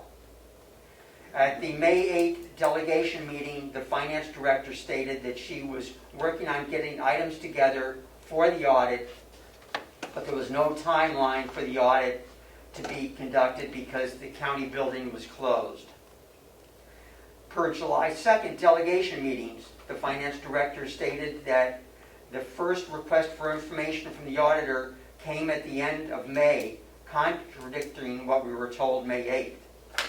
It was also stated in the minutes that Chairman Desmarais would contact the auditors about that delay, and I'm not sure if that has taken place. A letter dated July 13th was received by the commissioners from the financial auditor. It read in part, due to the county's lack of timeliness in the year-end closing in 2019 and prior years, we have been unable to perform the annual audit as outlined in the county's RFP and our proposal for audit services. As a result of the continued delays, it will be difficult to schedule the county's 2019 audit in the coming months. They went on to state, we ask that you refer your audit needs to another firm for 2020. At the July 22nd delegation meeting, it was learned that the books for 2019 had not been closed. State law was changed to a 120-day deadline for audits after the close of books. There was no action taken to determine the cause of the delays in the finance office or to take the corrective action by the commissioners. It is unknown if the 2019 audit will be completed by the time town tax rates are set or work begins on the 2021 budget. At the commissioners' meeting of July 22nd, the finance manager disclosed problems with the payroll system that were previously unknown, I believe, to the commissioners or to this delegation. Also at the July 22nd meeting, the commissioners approved a job description for the 2020 budget for the new position of Chief Financial Officer, as we have just heard. The commissioners approved a job description for this position that does not even require a college degree. just a side note, I have never seen a CFO job description that does not require a college degree, and in many cases an advanced degree. Settlements to aggrieved former employees are common at the county. Thus far this year, over $300,000 of taxpayer funds have been paid to 2 former employees. At the July 1st Commissioners meeting, it was stated by the finance manager that 4,100 account salaries appropriation would seriously be negative at the end of the year. She went on to indicate that this would be caused primarily due to funds needed for the settlement agreed to with the former county administrator. However, the budget that was passed by this delegation has a separate appropriation of $140,000 to cover that expense. According to the information I received from a 91A request, it would appear that significant funds have been moved from the salaries appropriation to the settlement appropriation. Is this the case? Has this transfer been approved by the Delegation Executive Committee? Are the commissioners interested in why the finance manager indicates the salaries line will be underfunded? The county has contracted for an upgrade of the financial system. For the first time in history, department heads will be given access to look at their own budgets rather than keeping their own set of books. The commissioners, however, for 3 weeks have been discussing who is to have access. The upgrade is also to include the purchasing and account payable modules.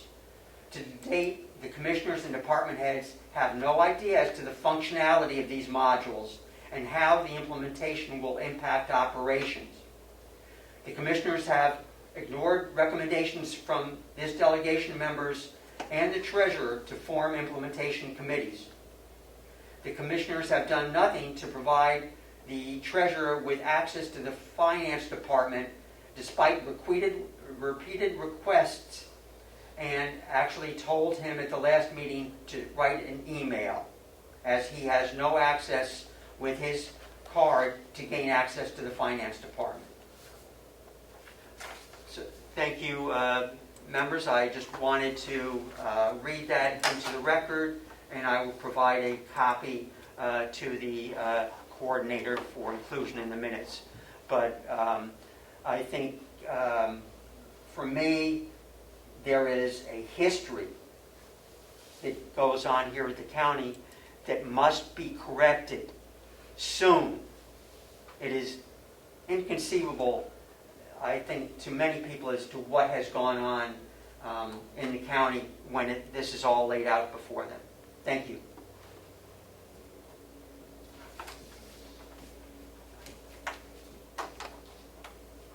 Is there anything else to come before the meeting? Representative Avalon? Thank you, Madam Chair. We need to approve the minutes of May 8th and July 2nd. We're sorry we got sidetracked when we were working on that. I appreciate that. Representative Woodcock also had his hand raised. Representative Woodcock. I don't know if it was on the same topic. Thank you, Madam Chair. Just following up on Representative Cordelli's commentary. Having not been here, I think he started with 2013 or 4 years before, but the question that concerns me is the innuendo that there was movement or lack of tracking of funds for the nursing home construction. That's at least what I picked up from what he was saying. So I'm concerned about that, and particularly about that, where it's just floating out there in the air, and what our next step might be to verify that piece. Thank you. Representative Butler. Thank you, Madam Chair. Representative Woodcock, I wondered about that inclusion as well. And in subsequent audits, that question and through the state has been looked at, analyzed, and determined not to be the case. I understand that some people still believe that there is that problem, but we have audited numbers that clarify that that did not occur. Thank you. Representative Cordelli? Thank you. Follow-up, Madam Chair. Yes, Representative Woodcock. Sorry, Representative Cordelli. Yeah, I just want to thank I just want to thank Representative Butler publicly for the correct information. Thank you. Representative Cordelli? Thank you. In 2015, the delegation appropriated $140,000, I believe it was, for a forensic audit to look into this question. That was passed in a supplemental budget. The commissioners chose not to proceed with that audit. Instead, what was finally agreed to was a further audit, a specific procedures audit to be conducted by Melanson and Heath, because we had had several different versions of how much money was from the original grant had not been expended and what happened to that money. There was estimates of over $2 million. The treasurer at that point, I think, had his own set of numbers, which was, as I recall, about half that amount. The audit was done by Melanson and Heath that included that and a number of other items that they explored. Their finding was that approximately $250,000 had not been expended from the grant funds, but had simply been deposited in the general fund, which was in violation of state law. And I'd be glad to provide you documentation of that. But it was still within the county, it was not. According to their findings, yes. And I don't believe in anything that I've said did I indicate that I thought that that money had been stolen or by an individual within the county. But certainly the tracking of the funds of the nursing home bond and what happened to them was surely lacking. Thank you. Thank you for clarifying that. We will go on to the minutes of the May 8th meeting. There were two adjustments that Representative Ticehurst had found, and they were corrected in the updated minutes. So, here. So, are there any other questions regarding those minutes? I will start with the one on May 8th. Okay. May I have a motion to approve the May 8th meeting minutes? So moved. Moved by Representative Comeau. Is there a second? I'll second. Thank you. The minutes have been moved and seconded to approve the May 8th minutes. We will have, the second was Representative Burrows. No, it's Representative Crawford. Oh, Representative Crawford. Oh. Sorry. Okay. No big deal. Okay, so we'll call the roll on the minutes for May 8th. Representative Ticehurst. Yes. Clerk will vote yes. Representative Bucco.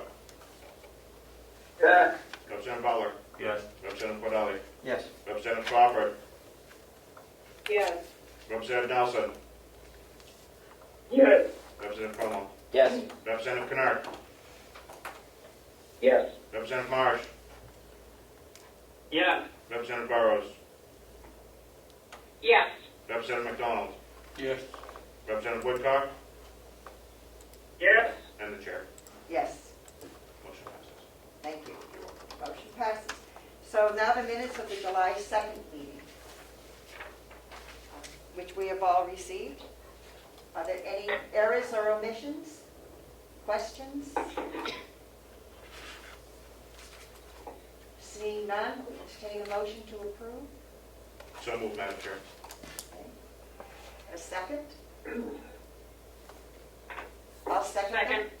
Okay, Representative Barrow, second this one. Thank you. We'll call the roll. Representative Ticehurst. No. Clerk will vote yes. Representative Puccio. Yes. Representative Butler. Yes. Representative Cordelli. Yes. Representative Crawford. I'll abstain, I wasn't there. Representative Nelson. Yes. Representative Comeau. Yes. Representative Knirk. Yes. Representative Marsh. Yes. Representative Burrows. Yes. Representative McDonald. Yes. Representative Woodcock. Yes. And the chair. Yes, Motion passes. the motion passes. Thank you. Is there any other business to come before the meeting? Representative Butler. Thank you. Is Administrator Chandler still on? Is Representative Chandler still on? Oh, Administrator. so I guess not. But- Yes, he is. Is. Aha. So, Howie, I just wanted to acknowledge that we saw on one of our spreadsheets that there's another $500,000 beyond the budgeted number for ProShare. Is that correct? That is correct. Amazing. And the other thing I wanted It will- to... Go ahead. It will be receiving additional monies under MQIP as well. Well, hopefully that will keep you solid during this difficult time. And one other comment, Madam Chair. Absolutely. I just wanted to congratulate you and thank you and your staff on the incredible work that you're doing during this crisis. Yes. Your minutes and notes and messages to all of us, to your staff and to the families, I think are an incredible thing and have helped people to feel like you are doing the best that you can, and you're doing an amazing job. Thank you. Well, thank you for that. And then, of course, the thanks go to our staff of 175 who have pitched in throughout. A great people here. Agreed. Agreed. Is there anything else to come before the meeting? Yes, Representative Comeau. I just wanted to, Representative Cordelli left off the list of issues at the county was the dental for the dead issue. Just wanted to add that as another.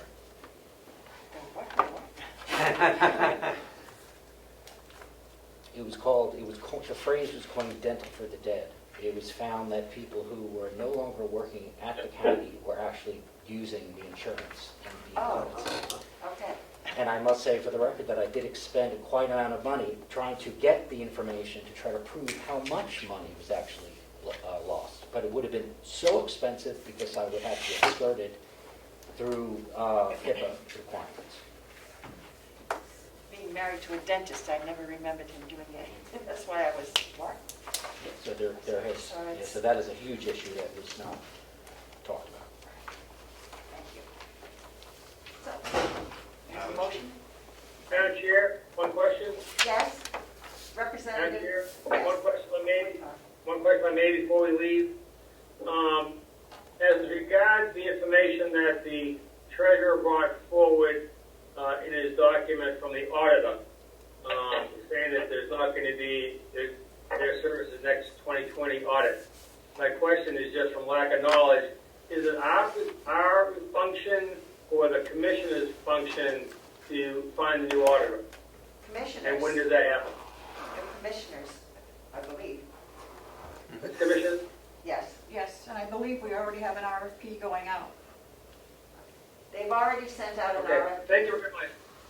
Thank you. Madam Chair. Thank you. Yes, Commissioner Babson. I see his hand. Commissioner Babson, you're muted. Unmute.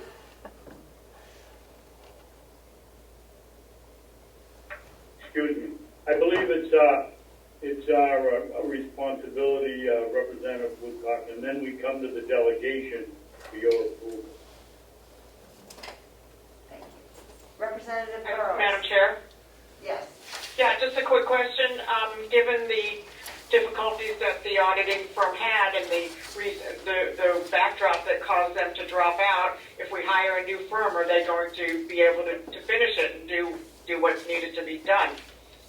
I think they're going to complete this year. It's next year that they will not. So they have given us time, a notice period, to find someone else. And the RFP is already in process for next year. We were, Yes, they Commissioner? they were notified that they didn't have a contract for 21 and 22, and that we were going out for bid anyway for a new audit firm. Thank you. Did you hear that answer? I'm sorry. Would you like to repeat it more loudly? I said the audit firm was already aware that they were not contracted for 21 and 22, and that we were sending out an RFP for a new audit firm before this all came up. Okay, thank you. Just to let you know. But you will include, obviously. Yeah, I mean, in that that are RFP included now. in the RFP, but. Right, thank you. Thank you. Yes, Representative Comeau. I keep saying this over and over again, but what about the audit? I mean, what are we going to do? Is this, Well, we just this, going to... this audit's in process, isn't it? This is in the ether still. I have no idea, nor does the public know when this is going to occur. Shouldn't the auditors, we have a contract with the auditor. If the auditor can't complete the work per contract, then they need to tell us specifically why they're not doing it. Because how would I ever go to court and go after this if there's no clear information here? I don't know how we're doing this without any kind of clear way forward. We have no date, we have nothing. Are we going to get this audit in October like we did the last one? I mean, I don't know. I don't know how you're doing this. I think, what is the progress on the current audit? I don't really know where they're at. I know what I've given them. I've uploaded lots and lots of files for them to work on. They haven't asked me for anything additional yet. I expect that they will, because when we give them information, then they generate questions and it comes back. It's usually a lot easier and faster for them if they can come on site. Have they been able to come on site? No. Is that because of our requirement or theirs? I mean, can they commit, like in the past, they've come in and used this room. We can't. Is it that they are not able to They haven't asked. They have not asked to come on site. I don't know, because now the building is open, maybe we can do that. The nursing home is not. So there would have to be some type of a deal worked out with that. I don't really know what they could do, because Howie he's on lockdown still, so. But they could come in and work through this part here. I can ask them when they want to schedule that, but it only just recently became even an option, I guess, and I don't really know how they feel. I don't know. Representative McDonald? Could someone ask them when they plan to have the audit done? Representative Avalon? Thank you, Madam Chair. I think at our last meeting, we were going to contact them and ask them to come in or at least forward some type of information. I think a follow-up by the chair of delegation would be in order. I will do that.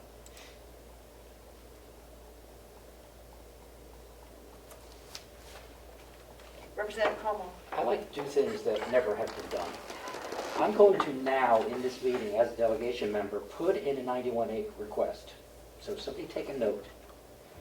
I want the email communications between this business office and the auditor. And I want a report. I guess I can't ask for a report. But I guess per contract, perhaps you could encourage the auditor to give us a report of exactly where they're at. And the email communication is key. It's good to protect ourselves and also protecting the auditor, because the auditor is a business, so we need to know what happened. Well, I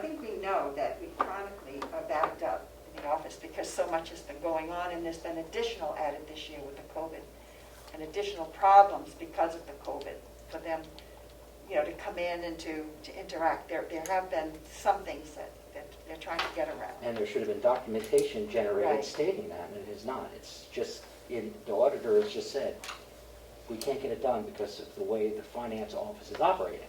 So they've already told us. I've made my point over and over. That's my 91A request. Melissa? Madam Chair, given that it's my responsibility to start the process of 91A request fulfillment, can I please ask for clarification on the time frame that Representative Comeau would like the correspondence between the auditor and the county? From the start of the process of the audit in question to the present. Is that clear? Start of the process for Of this audit? for the 2019 audit. Yes. Thank you. Go six. Just way back. I'm good. Did you have a question, Representative Cordelli? I was just going to make a suggestion, but that's fine. Is there anything else to come before the meeting? Yes, Representative Allen. Thank you, Madam Chair. Given that it's now in July, August, and September, September would we be able to review all 3 quarters? They're closed in time. When in September? I'm just, Because September is the end of September the is- quarter, so I'm Yeah. just you saying. gotta maybe- give me some time after the maybe end of we could, September. you know, 2 weeks after the September. I mean, you've got to give her, I'm sorry, it shouldn't have been a meeting in September, but could we review all of the second and third quarters at the same time? In our next meeting? Not in September, you can't. It's not September's the possible. last of the third quarter, so I'm thinking October. yeah, that would be October, early October. Well, not, it takes 2 weeks before the departments give me their journal entry stuff, and then I have to put it into the system. So 2 weeks is, I'm just getting this stuff. You gotta give me some time. Representative Allen. I start probably delegating some of that, else you can get on. I'm trying, but the more I Well- let other people do, the more problems I find when I go in and review it. So then I have to go back in and correct that. Well, we just earlier suggested that the commissioners look to get some professional help to come into the office to help get caught up. So perhaps if we are successful in that, perhaps that will give you some relief and get some of this caught up. You can hope. You know, Do we need a vote from the delegation, or is the commissioners clear on the direction that we're? I will let the other 2 commissioners know. Thank you, Madam Chair. And Commissioner Babson is on the call, so. I'll entertain a motion to, Representative Cordelli. If I could complete your sentence, I would move to adjourn. Thank you. The motion's been made and seconded to adjourn. All those in favor say aye. Aye.